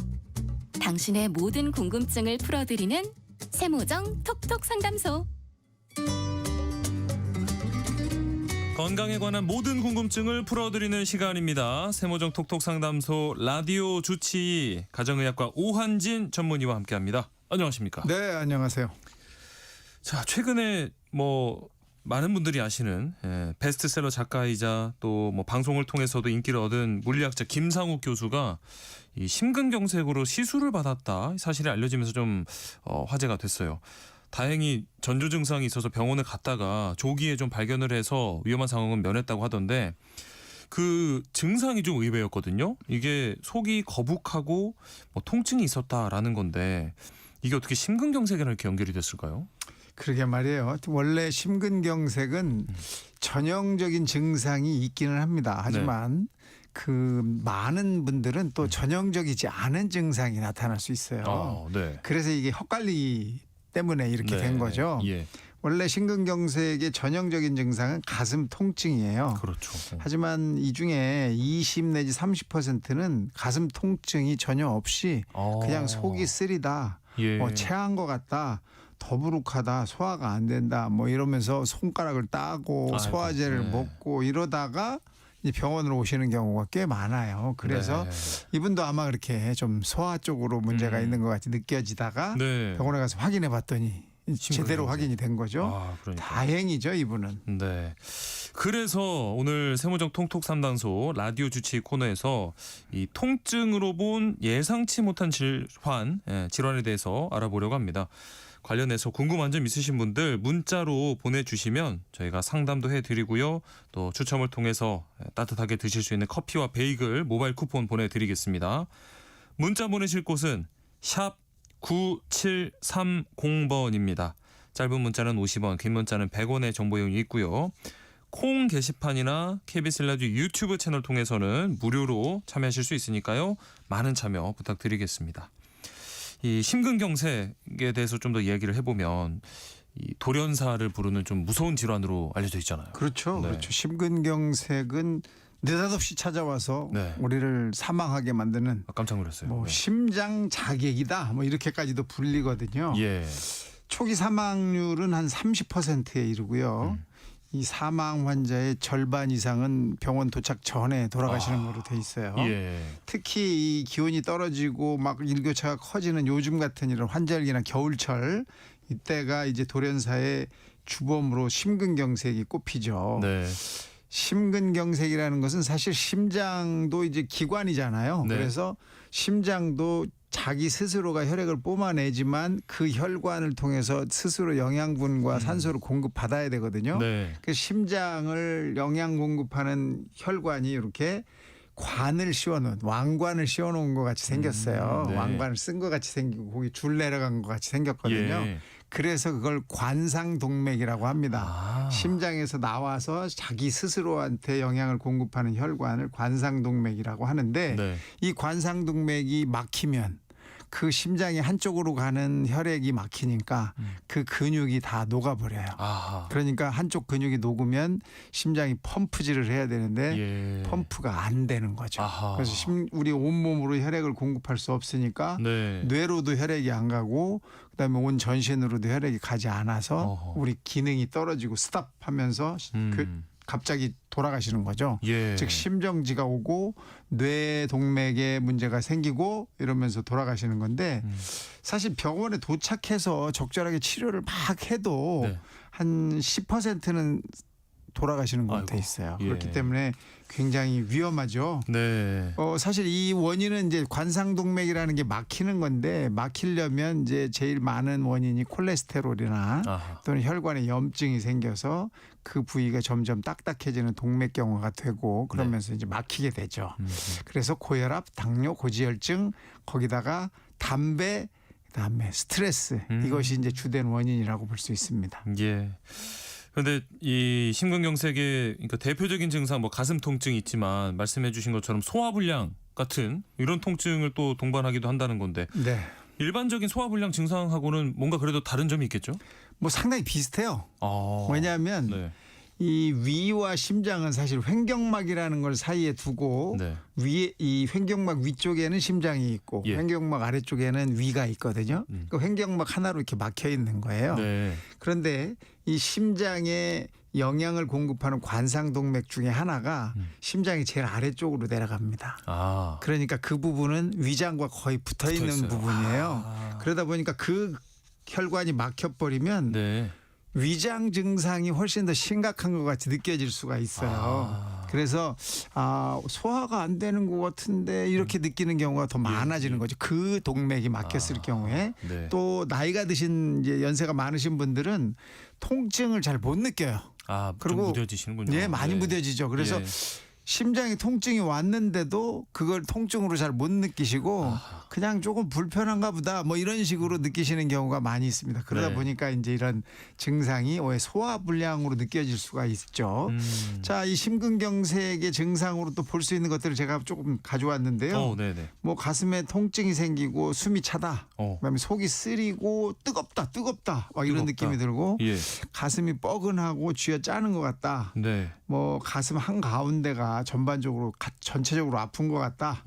또 가슴의 왼쪽이나 오른쪽 배 부위까지 같이 통증이 나타난다. 예. 뭐 소화가 안 되고 목이 졸리는 것 같다. 이런 느낌으로 말씀하시는 분도 있어요. 오, 네. 또 어지럽다. 소변 보기가 되게 어렵다. 팔과 안면 통증이 나타난다. 뭐 이런 것들이 이제 대부분 증상들인데 네네. 이런 증상들이 되게 이제 지속해서 나타납니다. 생겼다 금방 없어지고 생겼다 금방 없어지는 게 아니라 예. 한 10분 이상 계속 지속돼요. 그러니까 기분이 되게 나쁜 거죠. 통증이 쭉 지속이 되니까. 예. 일반적인 통증은 조금 아팠다가 조금 쉬면 좀 덜 아파지거나 뭐 이렇게 돼야 되는데 네. 심근경색의 통증은 쭉 가니까 기분도 몹시 나쁘고 불쾌하고 뭔가 공포스럽기도 합니다. 그래서 네. 이제 빨리 이럴 때는 병원에 오셔야죠. 증상이 뭐 10분, 15분 이렇게 지속되는 경우에는 바로 병원으로 가시는 게 좋겠네요. 사실 이렇게 좀 특정 질환이랑 이렇게 전혀 연상되지 않는 그런 증상 때문에 섣부르게 자가 진단을 한다든지 뭐 했다 병을 키워서 낭패를 볼 수도 있겠어요. 그렇습니다. 네. 그래서 통증이라는 것은 아주 굉장히 특징적으로 나타나는 경우도 있지만 예. 그렇지 않은 경우가 상당히 많아요. 그래서 네. 의사 선생님들도 그 통증에 속는 경우가 많거든요. 아하. 그래서 이 통증이 계속 지속돼서 뭐 몇 날 며칠이고 뭐 지속이 된다든지 반복된다든지 이런 통증이 있을 때는 혼자서 고민하지 말고 혼자서 예. 진단하시지 말고 예. 병원에 가서 진단을 꼭 한번 받아보시는 게 좋습니다. 그래서 좀 뭐 둔감해지실 수도 있겠지만 본인의 증상을 스스로 잘 챙기시는 게 또 중요하겠고요. 보통 우리가 등이 아프면 뭐 근육통을 의심하게 되는데 의외로 많은 질환들이 이 등 통증으로 오는 경우가 있더라고요. 실제로 뭐 아는 분도 등이 아파서 병원에 갔다가 췌장암 진단을 받기도 하더라고요. 맞습니다. 이 췌장암이 등 통증을 유발하는 아주 굉장히 독특한 암이거든요. 네. 이 췌장암은 사실 예후가 아주 안 좋죠. 그래서 발견되면 이미 많이 늦어서 회복하기 어렵고 또 약제들도 그렇게 많이 발달돼 있지 않아서 발견이 된 다음에 치료하기가 굉장히 어려운 병으로 돼 있습니다. 네. 그런데 이 등 통증이 췌장암과 연결이 돼 있어요. 아하. 왜냐하면 이 췌장은 위장의 바로 뒤쪽 아래 뒤쪽에 있고 척추뼈랑 거의 붙어 있어요. 예. 그래서 이 우리 뱃속의 뒤쪽에 가서 붙어 있기 때문에 네네. 앞쪽에서는 잘 표시가 잘 안 나는 거죠. 예. 그래서 초음파 검사나 이런 걸 할 때도 저 안쪽에 있기 때문에 뚱뚱하시거나 지방이 많거나 이러면 초음파 검사를 찾아내기 굉장히 어렵거든요. 네. 그래서 이 등 쪽에 가까이 붙어 있기 때문에 거기에 암이 생기면 등 통증이 주로 많이 나타날 수가 있어요. 네. 특히 바로 누웠을 때 등 통증이 더 심해집니다. 똑바로 누웠을 때. 예, 왜냐하면 네. 그렇게 똑바로 누워야 척추뼈에 있는 쪽으로 압력이 더 가해지니까. 네. 그러다가 옆으로 돌아 누우면 좀 괜찮아지고. 척추뼈 쪽으로 압력이 가지 않고 옆구리로 가니까 등 통증이 사라지죠. 예. 이렇게 움직이면서 통증이 왔다 갔다 하는 경우 그 췌장암에 대한 생각을 더 해보셔야 되거든요. 예.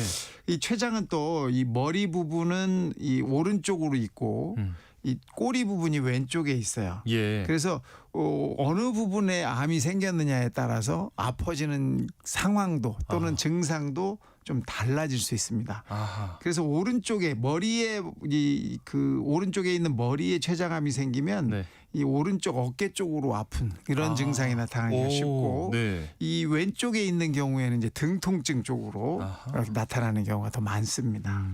그리고 췌장암이 등 통증과 함께 또 앞에서 살펴본 것처럼 이 복부 통증도 동반한다고. 그렇죠. 당연히 복부 통증이 나타날 수 있는 게 이 췌장이라는 것은 소화 효소를 또 분비하는 거기 때문에 네. 소화 기관과 다 연결이 돼 있어요. 그래서 예. 위장하고도 다 연결이 돼 있고 소장하고도 연결이 돼 있어서 당연히 복부 통증이 유발될 수 있습니다. 특히 이 췌장암이 있을 때 명치 부분에 통증이 나타날 수 있어요. 명치라는 건 여러분 잘 아시죠? 여기 가슴뼈 눌러보면 쏙 들어가는 뼈 있는 그 부분을 네. 명치라고 하는데 되게 소화가 안 될 때 거기가 소화가 안 되는 것 같이 느껴지는 경우가 많단 말이에요. 막힌 것 같은 네. 느낌이라고요. 그런데 췌장이 그 부위쯤 뒤쪽에 위치하기 때문에 그 부분이 아파질 수가 있습니다. 예. 그래서 췌장암이 진단하기가 대단히 어렵고 이걸 자꾸 소화 계통의 문제로 자꾸 치부될 수가 있는 거예요. 네. 그런데 이제 췌장암이 이 복부 통증도 동반하지만 아주 중요한 증상 하나를 동반하는데 그게 네. 바로 체중 감소예요. 왜냐하면 네. 이 췌장에서 그 소화 그 효소를 가장 많이 분비하는 기관이거든요. 이 췌장이. 네. 근데 소화 효소가 잘 안 만들어지게 되니까 아하. 소화가 안 돼요. 그러면 우리가 음식을 먹어도 그걸 다 이용할 수 없게 되고 예. 그러면서 체중 감소가 나타나는데 6개월 동안에 평소 자기 체중의 10% 이상 줄어들었다. 그러면 이제 암을 의심하는데 그중에서도 췌장암을 의심해 볼 필요가 있습니다. 네. 아, 췌장암 너무 무서운데 뭐 또 다른 증상이 뭐가 어떤 게 있을까요? 있죠. 네. 췌장에서 나오는 게 이제 소화효소라고 그랬잖아요. 예. 근데 이 소화효소 중에서 췌장에서만 나오는 소화효소가 하나 있어요. 네. 리파제라고 지방을 분해하는 효소거든요. 네. 그러다 보니까 지방을 분해할 수가 없어요. 그래서 변을 보면 변이 물에 둥둥 뜨거나 색깔이 좀 이상해지거나 네. 또 지방변이니까 물에 뜨는 형식이면서 기름이 막 이렇게 변기에 이렇게 그렇군요. 쌓이는 이런 증상이 나타날 수 있어요. 예. 탄수화물과 단백질은 소화효소가 뭐 입에서도 좀 나오고 네네. 위에서도 나오고 소장에서도 좀 있거든요. 그렇기 네. 때문에 탄수화물과 단백질은 그럭저럭 소화가 되는데 지방은 췌장에서 나오는 리파제에 의해서만 분해가 되기 때문에 이 분해가 안 되니까 그런 증상이 나타납니다. 네. 또 췌장에서는 쓸개즙이 같이 분비가 되거든요. 예. 그래서 이게 만약에 암으로 막혀버리면 쓸개즙이 장으로 넘어가지 못하고 우리 몸으로 그대로 흡수가 되면서 눈과 피부에 노랗게 황달이 나타나게 됩니다. 아하, 네. 그리고 이 쓸개즙에서 이 나오는 빌리루빈이라는 색소가 네. 이 위장 속으로 또 소장 속으로 대장 속으로 들어가면서 변이 색깔이 누르스름하게 되는 거거든요. 이 네. 빌리루빈 때문에. 네. 그런데 글로 가지는 못하니까 색깔이 하얗게 돼요. 회백색으로 됩니다. 회색같이. 이렇게 변 색깔이 허옇고 지방변이 뜨고 그다음에 이런 모습이 나오면 췌장에 문제가 있구나. 이걸 좀 생각을 해보셔야 돼요. 그리고 또 네. 소변이 너무 더 진해질 수 있고 갈색으로 변하고 피부에 가려움증도 생길 수 있고 또 췌장에서 인슐린이라는 네. 당뇨를 해결하는 사실은 그런 호르몬인데 이게 예. 분비가 되는데 암이 생기면 이것도 잘 분비가 안 되잖아요. 네. 그러니까 당이 심해지거나 없던 당뇨병이 생길 수도 있어요. 이 췌장암의 여러 가지 증상이라고 볼 수 있죠.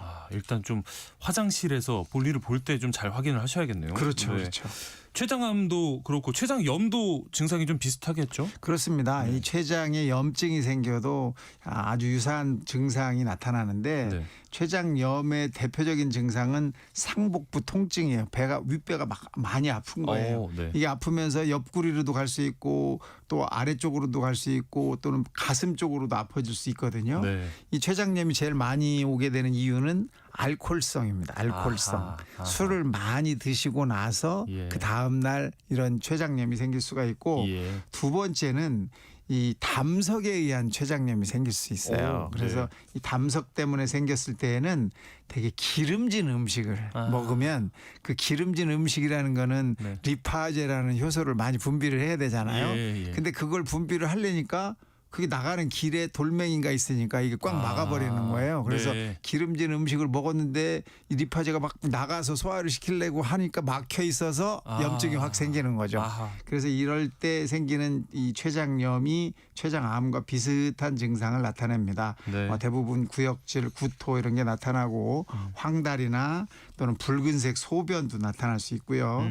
배탈이나 심한 위염 같이 이렇게 느껴지기 때문에 뭐 소화제는 제산제를 자꾸 드시는 분들도 있어요. 네. 하지만 이때는 이런 걸로 해결이 안 되죠. 예. 그래서 아플 때는 반드시 병원을 가시는 게 좋겠고 대개 췌장염은 뭐 별다른 치료 없어도 한 80%는 좋아져요. 근데 20%에서는 좀 심각하게 발전을 할 수 있으니까 반드시 한 번쯤은 아프다, 지속되고 있다 이러면 병원 가셔야 됩니다. 네. 특히나 췌장암은 암 중에서도 예후가 안 좋은 암이라고 하니까요. 이렇게 오늘 박사님 말씀해 주신 증상이 좀 주기적으로 나타난다면 꼭 검사를 받으시기 바랍니다. 혹시 이 췌장 관련된 질환 말고요. 등 통증을 동반하는 질환 또 어떤 게 있을까요? 사실 등 통증은 그 췌장염이나 췌장암이 가장 많이 나타내는데 그게 네. 주로 오른쪽으로 왔다. 예. 그러면 이제 췌장 쪽을 생각해 볼 수가 있고 네.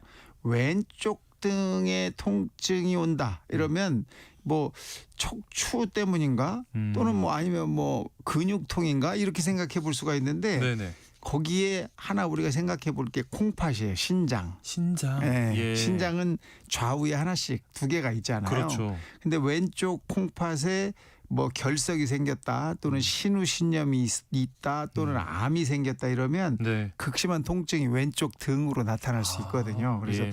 이 등 그 신장염이 생겼을 때 등 통증은 손으로 이렇게 등을 조금만 툭툭 건드려도 엄청난 통증을 느낍니다. 그래요. 췌장암과 또 달라요. 예. 신장염은 그냥 건드리기만 해도 아프거든요. 약간 날카로운 통증인가 보네요. 아니요, 막 망치로 막 맞는 것 같아. 살살 건드려도 어이구. 뭐 참을 수가 없을 정도로 아파요. 예. 그래서 이건 왼쪽에 있을 때는 이런 생각을 해보고 한 번씩 두들겨 보시는 것도 도움이 됩니다. 네. 이때는 이제 혈뇨도 나타날 수 있고 열도 많이 나타날 수 있으니까 조금 구별이 될 수 있죠. 네.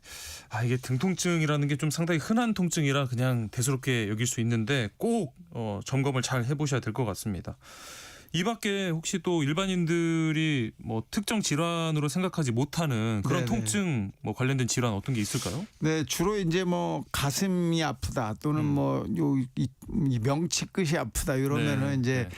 심하게 걱정될 때는 뭐 심근경색을 걱정하고 네. 뭐 그렇지 않을 때는 이제 뭐 협심증이나 또는 위염 또는 식도염 이런 걸 생각할 수 있잖아요. 네. 그래서 통증이 있는데 이게 있다가 조금 있다가 좀 사라지고 또 있다 사라지고 이러면은 네. 사실 너무 걱정을 많이 안 하셔도 괜찮아요. 근데 그래요. 네. 쭉 지속이 된다 막 이게 계속 아프다 네. 점점 심해지는 것 같다 이때는 이제 막 위급한 생각을 하셔야 되거든요. 예. 그래서 이 등 통증이라는 거 말고 또 이런 통증이 앞쪽으로 나타나도 소화기 통증과 구별을 좀 하셔야 돼요. 이거 구별이 좀 어렵거든요. 네. 그래서 이 구별하는 거를 좀 배워두시면 좋은데 사실 일반인이 이거 배워두기가 쉽지 않으니까 사실 좀 어렵기는 합니다.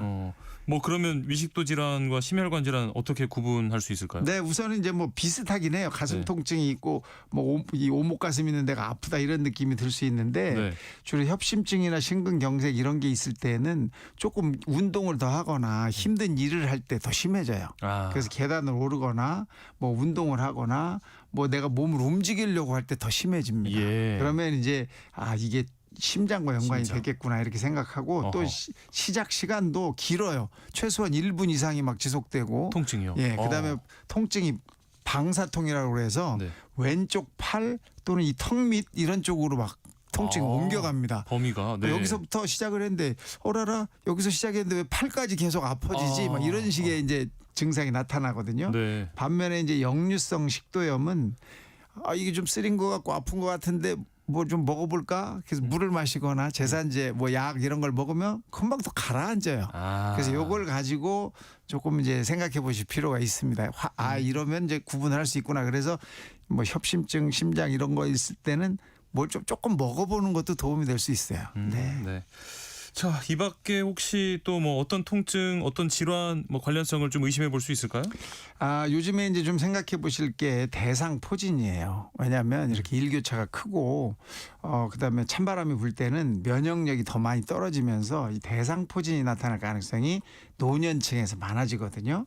이 대상포진이라는 것은 대상포진 바이러스가 내 몸에 숨어 있다가 내 면역력이 떨어지면 확 나타나는 걸 말하거든요. 그래서 네. 내 몸에 일단 숨어 있는 거예요. 그게 이 신경줄을 따라서 숨어 있다가 이제 발현이 되는데 이때는 열도 나고 몸살 감기 같은 증상이 처음에 나타납니다. 하지만 이 통증이 신체의 딱 한쪽에만 나타나요. 예. 정확하게 반으로 잘라서 한쪽에만 오고 통증이 나타나면 참기 어려울 정도로 아픕니다.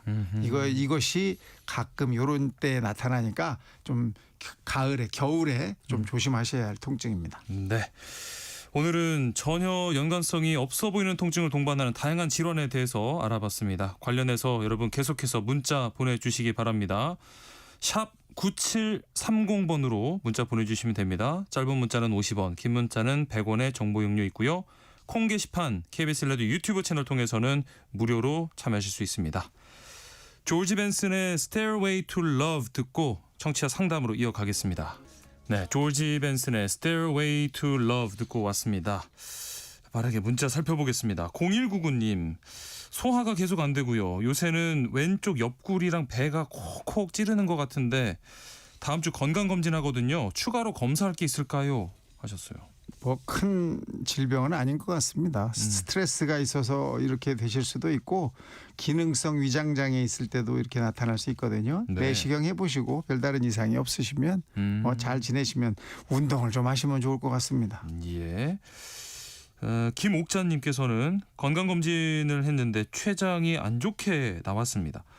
아밀라제 수치하고 연관이 있을까요? 하셨네요. 아밀라제요? 네. 하여튼 뭐 소효소 중에 하나거든요. 네. 근데 뭐 아밀라제, 뭐 리파제 이런 것들을 이제 다 체크를 해보는데 췌장이 안 좋게 나왔다라는 말 자체가 조금 이제 큰 의미는 없어요. 예. 왜냐하면 췌장암이냐 뭐 이렇게 이야기를 해줘야 되는데 네. 그 기능이 조금 떨어졌다 또는 뭐 수치가 효소 수치가 조금 올라갔다 이런 의미거든요. 네. 추적 검사 해보시면 될 것 같고 뭐 한 3개월 후에 다시 한번 피 검사를 해보시면 되고 네. 별다른 이상이 없으실 가능성이 높습니다. 네. 4880님 종합검진 때 복부 CT 촬영하고 췌장 지방 함입 의심 판정을 받았습니다. 또 최근 MRI 검사에서 1cm 정도 지방 조직으로 판정을 받았는데요. 뭐 몸 관리나 관찰 주기 또 피해야 할 음식 등 궁금합니다. 질문 주셨습니다. 이 췌장에 지방 덩어리가 생겼다 이런 의미거든요. 네. 1cm 정도의 지방 덩어리가 췌장에 생겼다. 이게 이제 췌장염을 앓고 나서 이런 일이 생길 수가 있어요. 네. 그래서 이분은 일단 첫 번째로는 몸 관리를 잘 하셔야 되는데 체중 조절을 하셔야 됩니다. 아하. 체중 조절하시고 예. 음주 과음하는 습관이 있으시면 좀 피하셔야 되겠고 네. 또 관찰 주기는 한 6개월 정도에 한 번 정도 6개월. 해보시면 좋겠고 예. 피해야 할 음식은 너무 기름진 음식, 음주, 흡연 이런 것도 피하시면 좋을 것 같습니다. 네. 7689님, 귓볼이 주름지면 혹시 위험한가요? 며칠 전 한 방송인이 쓰러졌는데 귓볼이 주름져 있더라고요. 심근경색과 혹시 관계가 있을까요? 네, 관계가 있는 걸로 확인이 됩니다. 오. 이 귓볼로 가는 혈관은 한 줄밖에 없어요. 그래서 혈관이 전체적으로 나쁘면 네. 그 귓볼로 가는 혈관도 막히면서 거기 주름이 생기는 거로 돼 있거든요. 예. 그래서 귓볼 주름이 사선으로 나와 있으면 그게 특히 진하게 만들어지면 네.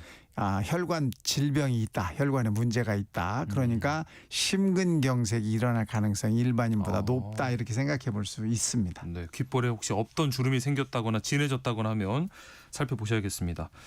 1676님, 저는 지금 완경기인데요. 숨이 차는 증상이 시작됐습니다. 뭐 심장 초음파나 산소 포화도에는 이상이 없고요. 그런데 숨이 찹니다. 혹시나 무슨 문제가 있는 건지 아니면 단순한 갱년기 증상인지 궁금합니다. 네, 숨을 쉬는 것은 우리 스스로 할 수가 없습니다. 저절로 일어나는 일이죠. 내가 숨을 계속 참고 있을 수 있는 사람은 없잖아요. 그렇죠. 네. 이것은 자율신경이 저절로 만들어주는 현상입니다. 심장을 뛰게 하고 숨을 쉬게 하고 온몸의 온도를 맞춰주고 소화를 시키는 것은 자율신경이라는 게 저절로 하는 거예요. 그런데 네. 이 자율신경이 일을 잘 못하게 되면 이것들이 잘 안 되죠. 그래서 심장이 두근거리고 숨이 차고 소화가 안 되고 손발이 시려질 수 있는데 네. 그렇게 만드는 가장 큰 원인은 감정적인 스트레스입니다. 그래서 아마 그런 게 있으실 가능성이 높고 네. 그런 게 있다면 좀 풀으셔야 되니까 운동이나 가벼운 운동이나 주기적인 뭐 취미생활 이런 것들을 좀 하시면 좋을 것 같습니다. 네. 자, 오늘 상담 문자 보내주신 분들 가운데 0199님, 4880님, 7689님, 1676님 모바일 쿠폰 보내드리도록 하겠습니다. 세모정 톡톡 상담소 라디오 주치 여기서 마칩니다. 가정의학과 오한진 전문의와 함께했습니다. 고맙습니다. 감사합니다.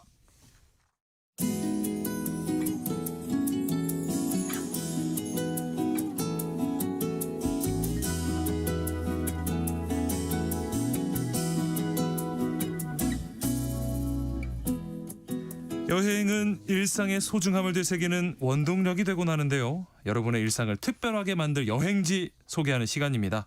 여행 안내서 매일경제 여행플러스 장주영 편집장과 함께합니다. 어서 오십시오. 안녕하십니까. 네.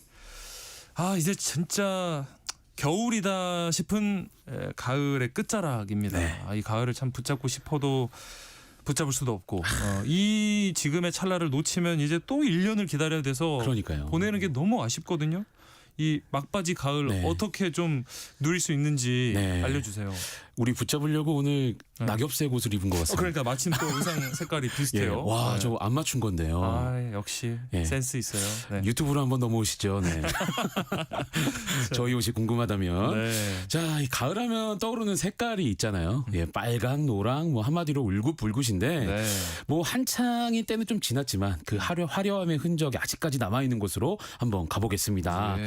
전북 순창인데요. 오. 이 순창하면 같이 따라와야 하는 단어가 있죠. 순창하면 고추장. 그렇습니다. 그죠? 예. 네. 이 가을의 절정에는 이 빨간 고추장 빛깔에 버금가는 그런 곱디고 온 단풍이 아름답게 펼쳐지는 곳이 있는데 네. 이 순창 중에서도 강천산이라는 곳입니다. 아, 네. 우리나라 최초로 국립공원으로 지정한 곳이고요. 또 예. 100대 명산에도 이름을 올렸고요. 워낙 계곡과 산세가 좋다고 해서 호남의 소금강이란 별명까지 지닌 곳입니다. 예. 이 강천산은 용이 꼬리치듯 승천하는 모습과 닮았다고 해서 용천산이라고도 불렸는데 네. 역동적인 산세에 따라서 이어지는 숲의 모습에서 아주 힘이 넘쳐 보입니다. 네. 그런 숲에 울긋불긋 단풍이 내려앉아 있다 보니까 수려하다는 말이 아주 절로 나오게 되는 건데요. 네. 이 강천산 쪽이 또 일교차가 큰 편이라고 해요. 예, 그래서 이 단풍색이 더 짙고 또 붉은 빛이 도드라지고 그런 환경을 잘 갖추고 있다고 합니다. 네. 단풍 구경은 이 산 위로 쭉 올라갈 거 없습니다. 이 오. 매표소를 딱 지나면 네. 병풍폭포가 나오는데요. 예. 이어서 강천사와 또 구름다리 모양의 현수교, 마지막으로 구장군 폭포까지 갔다 올 수 있는데 요 정도 코스만 왔다 갔다 하셔도 충분합니다. 오, 네. 이 왕복으로 한 5.5km 정도 되고요. 보통 걸음으로 한 2시간 정도 걸으시면 되는데 네. 심지어 여기가 맨발로 걷는 산책로를 만들어 놨거든요. 오, 네. 왜 요새 건강을 위해서 맨발 걷기 하시는 분들 많잖아요. 그렇죠, 그렇죠. 그래서 건강도 챙기면서 단풍 구경도 하시면서 산책까지 하시면 더할 나위 없는 그런 걷기 여행 하실 수가 있겠습니다. 네. 이 특히 순창이 아무래도 오염이란 단어와 좀 어울리지 않는 청정구역이거든요. 네, 네. 공기의 순도와 질에서 확실하게 차이가 있습니다. 이 청량한 공기 깊숙하게 넣으셨다가 또 꺼내보시고 또 그러면서 걸어보시고 하면 마음도 깨끗해지고 몸도 깨끗해지는 그런 기분 느끼실 수 있습니다. 아, 이 순창 강천산 그 맑은 공기 마시면서 맨발 걷기 하면 진짜 더 효과가 있을 네. 것 같습니다. 강천산 안으로 좀 더 들어가 볼까요? 이 강천산의 첫 포인트는 절벽에서 시원스레 쏟아지는 병풍폭포입니다. 폭포. 예, 이 높이가 40m나 되는 정상 부분에서 콸콸콸 하고 이렇게 쏟아지는 물줄기가 쏟아지는데 네. 폭만 한 15m 정도 되고요. 오. 그런데 이 폭포가 네. 자연적인 게 아니라 사람이 만든 거예요. 아, 그래요? 네, 그래서 인공 폭포라는 얘기를 안 하면 전혀 모를 정도로 그렇게 아주 자연스럽게 만들어져 있습니다. 마치 한 산수화 보는 것 같은 그런 조화를 느끼실 수가 있는데요. 네. 이 병풍 폭포가 사람이 만든 폭포지만 나름 전설도 가지고 있어요. 오, 네. 뭐 신선이 목욕을 하고 하늘로 올라가기 전에 네. 이 자신이 쓰던 갓을 놓고 갔대요. 오. 그래서 그 갓이 바위로 변해서 병풍바위가 됐는데요. 아. 이 병풍 폭포는 그 병풍바위를 휘감으면서 네. 폭포수를 내보내고 있거든요. 아하. 이 병풍바위를 지나다 보면 아무래도 그 위에서 물이 떨어지다 보니까 네. 폭포수가 흩날리게 되잖아요. 아, 그렇죠. 예, 그 흩날리는 물을 맞으면 예. 아무리 죄를 많이 지은 사람도 예. 죄를 씻을 수 있다. 오. 예, 그런 전설이 이어지고 있다고 합니다. 예. 그래서 이 병풍폭포 들리면 이 흩날리는 폭포수 한번 맞으면서 정화해보는 그런 느낌 한번 가지셔도 좋겠고요. 없는 죄도 씻어지고. 그렇죠. 예. 예. 이 병풍폭포를 지나서 조금 더 걸으면 자그마한 사찰이 보입니다. 네. 고창 선운사의 말사이기도 한 절인데 도선국사가 창건한 강천사입니다. 네. 이 대웅전 앞뜰의 5층 석탑은 고려시대에 조성한 거고요. 한국전쟁 때 사찰 건물이 불타서 이 탑 일부가 이 부서진 흔적이 있습니다. 아하. 또 절 앞 돌다리를 건너면 삼인대가 나오고요. 네. 무엇보다 이 강천사 근처에 수령이 300년이 넘은 모과나무가 있거든요. 우와. 꼭 찾아보시기 바라는데요. 예. 우리나라에서 가장 오래된 모과나무라고 합니다. 지금도 모과가 이 가지마다 주렁주렁 열리거든요. 11월까지가 제철인 만큼 아직 가지에 달려있는 모과 보실 수가 있습니다. 네. 야, 300살이 넘은 이 모과나무 만날 수 있다니까 또 의미가 남다를 것 같고 아까 그 폭포수 맞으면서 죄도 한번 씻고 깔끔한 상태로 가면 너무 좋을 것 같습니다. 심기일전하고 좋을 것 같아요. 이 강천사를 딱 지나면서부터가 또 분위기가 싹 달라지는데요. 네. 단풍나무가 점점 많아지거든요. 예. 그래서 아주 진한 가을 느낌을 받을 수가 있습니다. 네. 한 가지 특이점이 있는데 이곳 단풍나무는 주로 애기 단풍이라고 부릅니다. 왜요? 이 잎이 아기 손바닥처럼 작은 게 많아서인데요. 그래서 더 아기자기하고 또 그 아기자미함이 아주 모여 있어서 그런지 절정으로 치닫는 붉은 빛이 더 강렬하게 느껴집니다. 단풍을 좀 감상하다 보면 이 강천산의 명물이라고 불리는 구름다리 현수교가 나타납니다. 예. 이 절을 지나 첫 번째 나오는 다리를 건너기 전에 이 오른쪽으로 보면 현수교가 쪽으로 이어지는 계단이 있거든요. 예. 여기서 현수교 쪽으로 올라가도 좋고요. 또 구장군 폭포를 보고 내려오는 길에 현수교를 건너도 좋습니다. 보통 현수교는 구장군 폭포를 먼저 보고 내려오는 길에 들리는 그 코스가 더 효과적입니다. 아치형 다리를 건너면 구장군 폭포가 나오는데요. 이 병풍 폭포와 마찬가지로 이 폭포도 인공 폭포입니다. 무려 120m 높이에서 세 줄기로 물줄기가 떨어지는데요. 시원시원하면서 웅장합니다. 또 주변에 팔각정과 벤치 등 쉴 자리를 많이 만들어 놨거든요. 또 폭포가 잘 보이는 곳에 데크도 있어서 사진 찍기에도 아주 좋습니다. 여기서 더 가면 비룡폭포, 또 연대암터를 지나서 담양과 경계에 자리한 금성 산성까지 갈 수 있습니다. 또 무엇보다 이 현수교에서 구장군 폭포까지 한 800m 정도 되거든요. 이 길이 단풍 터널처럼 양옆에 단풍나무가 서로 마주보며 머리를 맞댄 모습이에요. 정말 아름답습니다. 그래서 이 사진 작가들이 이 단풍수포 찍으러 그 전국 일주할 때 이곳을 꼭 꼽는다. 그런 얘기가 있을 정도입니다.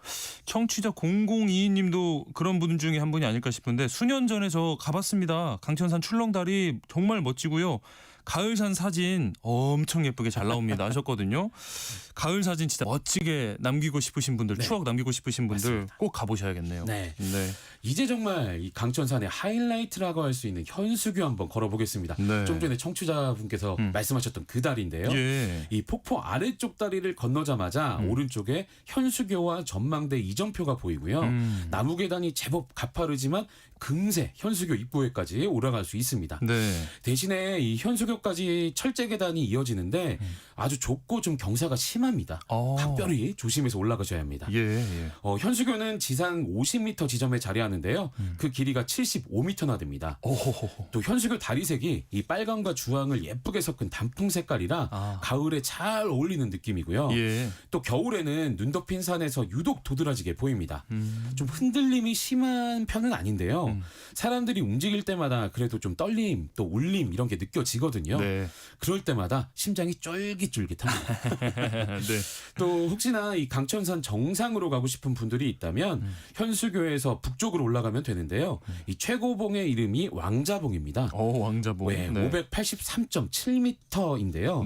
이 정상까지 올라가면 발 아래로 아주 아름다운 단풍이 마치 카페트 펼쳐진 것처럼 쫙 느껴지는데 하지만 뭐 굳이 정상에 오르지 않아도 강천산 단풍은 좀 전에 소개한 구장군 폭포에서 현수교까지만 가도 충분합니다.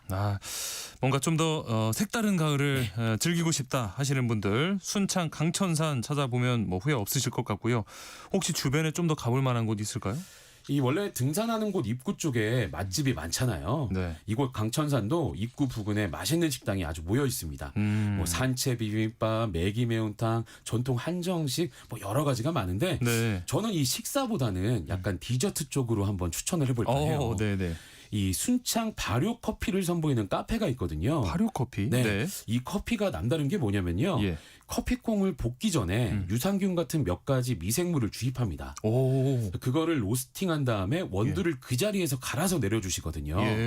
커피 맛이 정말 그 누룽지를 섞은 듯한 아주 구수하고 아주 순합니다. 또 요 커피가 카페인 함량이 한 20% 정도 덜 들어갔다고 해요. 그래서 카페인 때문에 커피를 꺼려하는 분들도 마시기가 괜찮습니다. 저요. 그러시구나. 꼭 한번 순창 발효 커피 드셔보면 좋겠고 또 강천산에서 차로 한 5분 거리에 팔덕면이 있거든요. 거기서 순창 읍으로 그쪽으로 가다 보면 길 양옆이 메타세콰이어 나무로 도로로 쭉 이어져 있어서 메타세콰이어 길이라고 불러도 무방할 정도입니다. 네. 차를 세우고 사진 찍기 좋은 포인트도 몇 군데 있고 또 10월 하순부터 노랗게 물들어서 지금 가면 아주 노랗고 또 갈색이 어우러진 모습이 아주 잘 볼 수가 있거든요. 네. 또 바람이 좀 불면 우수우수 흩날리는 잎 보는 것도 아주 운치가 있습니다. 예. 또 순창이랑 담양이 붙어 있거든요. 그래서 강천산에서 한 30분 좀 안 되게 차를 몰고 가면 담양 메타세콰이어 길도 만날 수가 있습니다. 네. 거기에 버금갈 만큼 그 메타세콰이어 느낌 즐길 수가 있습니다. 순창의 매력을 진짜 새롭게 느껴볼 수 있는 시간이었고요. 다음 여행지 또 어디로 가볼까요? 혹시 그거 아실지 모르겠습니다. 알프스를 2시간 30분이면 갈 수 있습니다. 알프스를요? 그것도 KTX 열차를 타고 갈 수가 있습니다. 그래요? 제가 아는 방법으로 안 되는데. 네. 어디죠? 물론 앞에 두 글자가 붙어야 합니다. 네. 영남 알프스인데요. 영남 알프스. 예, 경남 밀양으로 가봅니다. 네. 이 밀양이 도시 이름에서 아예 햇빛이 들어가잖아요. 그만큼 볕이 좋은 고장인데 실제로 이 고장에 사시는 분들이 우리는 날씨 풀린 날을 본 적이 기억이 안 나요. 할 정도로 아주 그렇게 날씨에 자부심이 강한 그런 고장인데요. 그런 밀양에 가면 눈에 확 들어오는 풍경이 있습니다. 높은 산이 굽이굽이 이어진 모습이 그런데요. 이 해발 1000m가 넘는 고봉이 마치 운동의 계주처럼 이어달리기 하듯 펼쳐져 있습니다. 이게 바로 영남 알프스인데 이 영남 알프스의 매력 분출은 10월 중순부터 억새가 피면 시작합니다. 억새. 예, 정말 전국 각지에서 등산객이 모여드는데요. 자, 이제부터 제가 한번 읽겠습니다. 가지산, 간월산부터 신불산, 영축산, 운문산 아직도 남았습니다. 또 이게 제약산, 천왕산까지 고산준봉이 아주 파노라마처럼 펼쳐집니다. 그 중에서도 사자평 습지는 영남 알프스의 아주 중심부에 해당하는 제약산 남동쪽 사면에 있는데요. 이 해발 750m 부근에 자리하고 있습니다. 산들늪이라고도 불리는 이 사자평 습지는 매나, 삭, 그리고 하늘 다람쥐 같은 멸종위기 동물을 비롯해서 다양한 생물이 서식하고 있습니다. 이 면적도 아주 상당한데 58만 7천 제곱미터, 그러니까 117만 평이 넘습니다. 17만 평. 이 전국 산지 습지 중에서 규모가 가장 크다고 하네요. 이 사자평 습지에 오르는 방법은 여러 가지인데요. 표충사를 들머리로 임도를 따라가는 평범한 코스가 대표적이고요. 경관이 빼어나지만 난이도가 높은 코스도 있고 또 울주군 쪽에서 올라갈 수도 있습니다. 이 표충사에서 층층 폭포를 거쳐 올라가는 코스가 가장 아름답다고 할 수 있습니다. 여기 혹시 뭐 등산 초보자 가기에는 조금 어렵지는 않을까요? 이 등산 초보다 충분히 갈 수 있는 그런 방법 소개해드리면 영남 알프스 얼음골 케이블카를 이용하면 되는데요. 이 천왕산과 제약산을 거쳐서 가는 방법입니다. 이 케이블카를 타면 해발 1020m 지점까지 단숨에 올라가는데 이 케이블카 아래로 영남 알프스 경관이 360도 조망을 할 수 있다는 그런 장점이 있고요. 체력에 자신 없으면 이 방법밖에 없습니다. 자, 오늘 여행 안내서에서는 이 놓치기 싫은, 보내기 싫은 막바지 가을 그 흔적을 느낄 수 있는 두 곳 다녀왔습니다. 전북 순창, 강천산, 또 경남 밀양, 제약산, 사자평 습지 다녀왔습니다. 매일경제 여행플러스 장주영 편집장과 함께했습니다. 오늘 말씀도 고맙습니다. 고맙습니다. KBS 라디오 세상의 모든 정보 오늘 순서 여기서 마무리합니다. 모바일 쿠폰 당첨자는 홈페이지 공지사항에서 확인하시고요. 저는 다음 주에 다시 찾아뵙겠습니다. 행복한 오후, 행복한 주말 보내세요. 아나운서 임지웅이었습니다. 고맙습니다.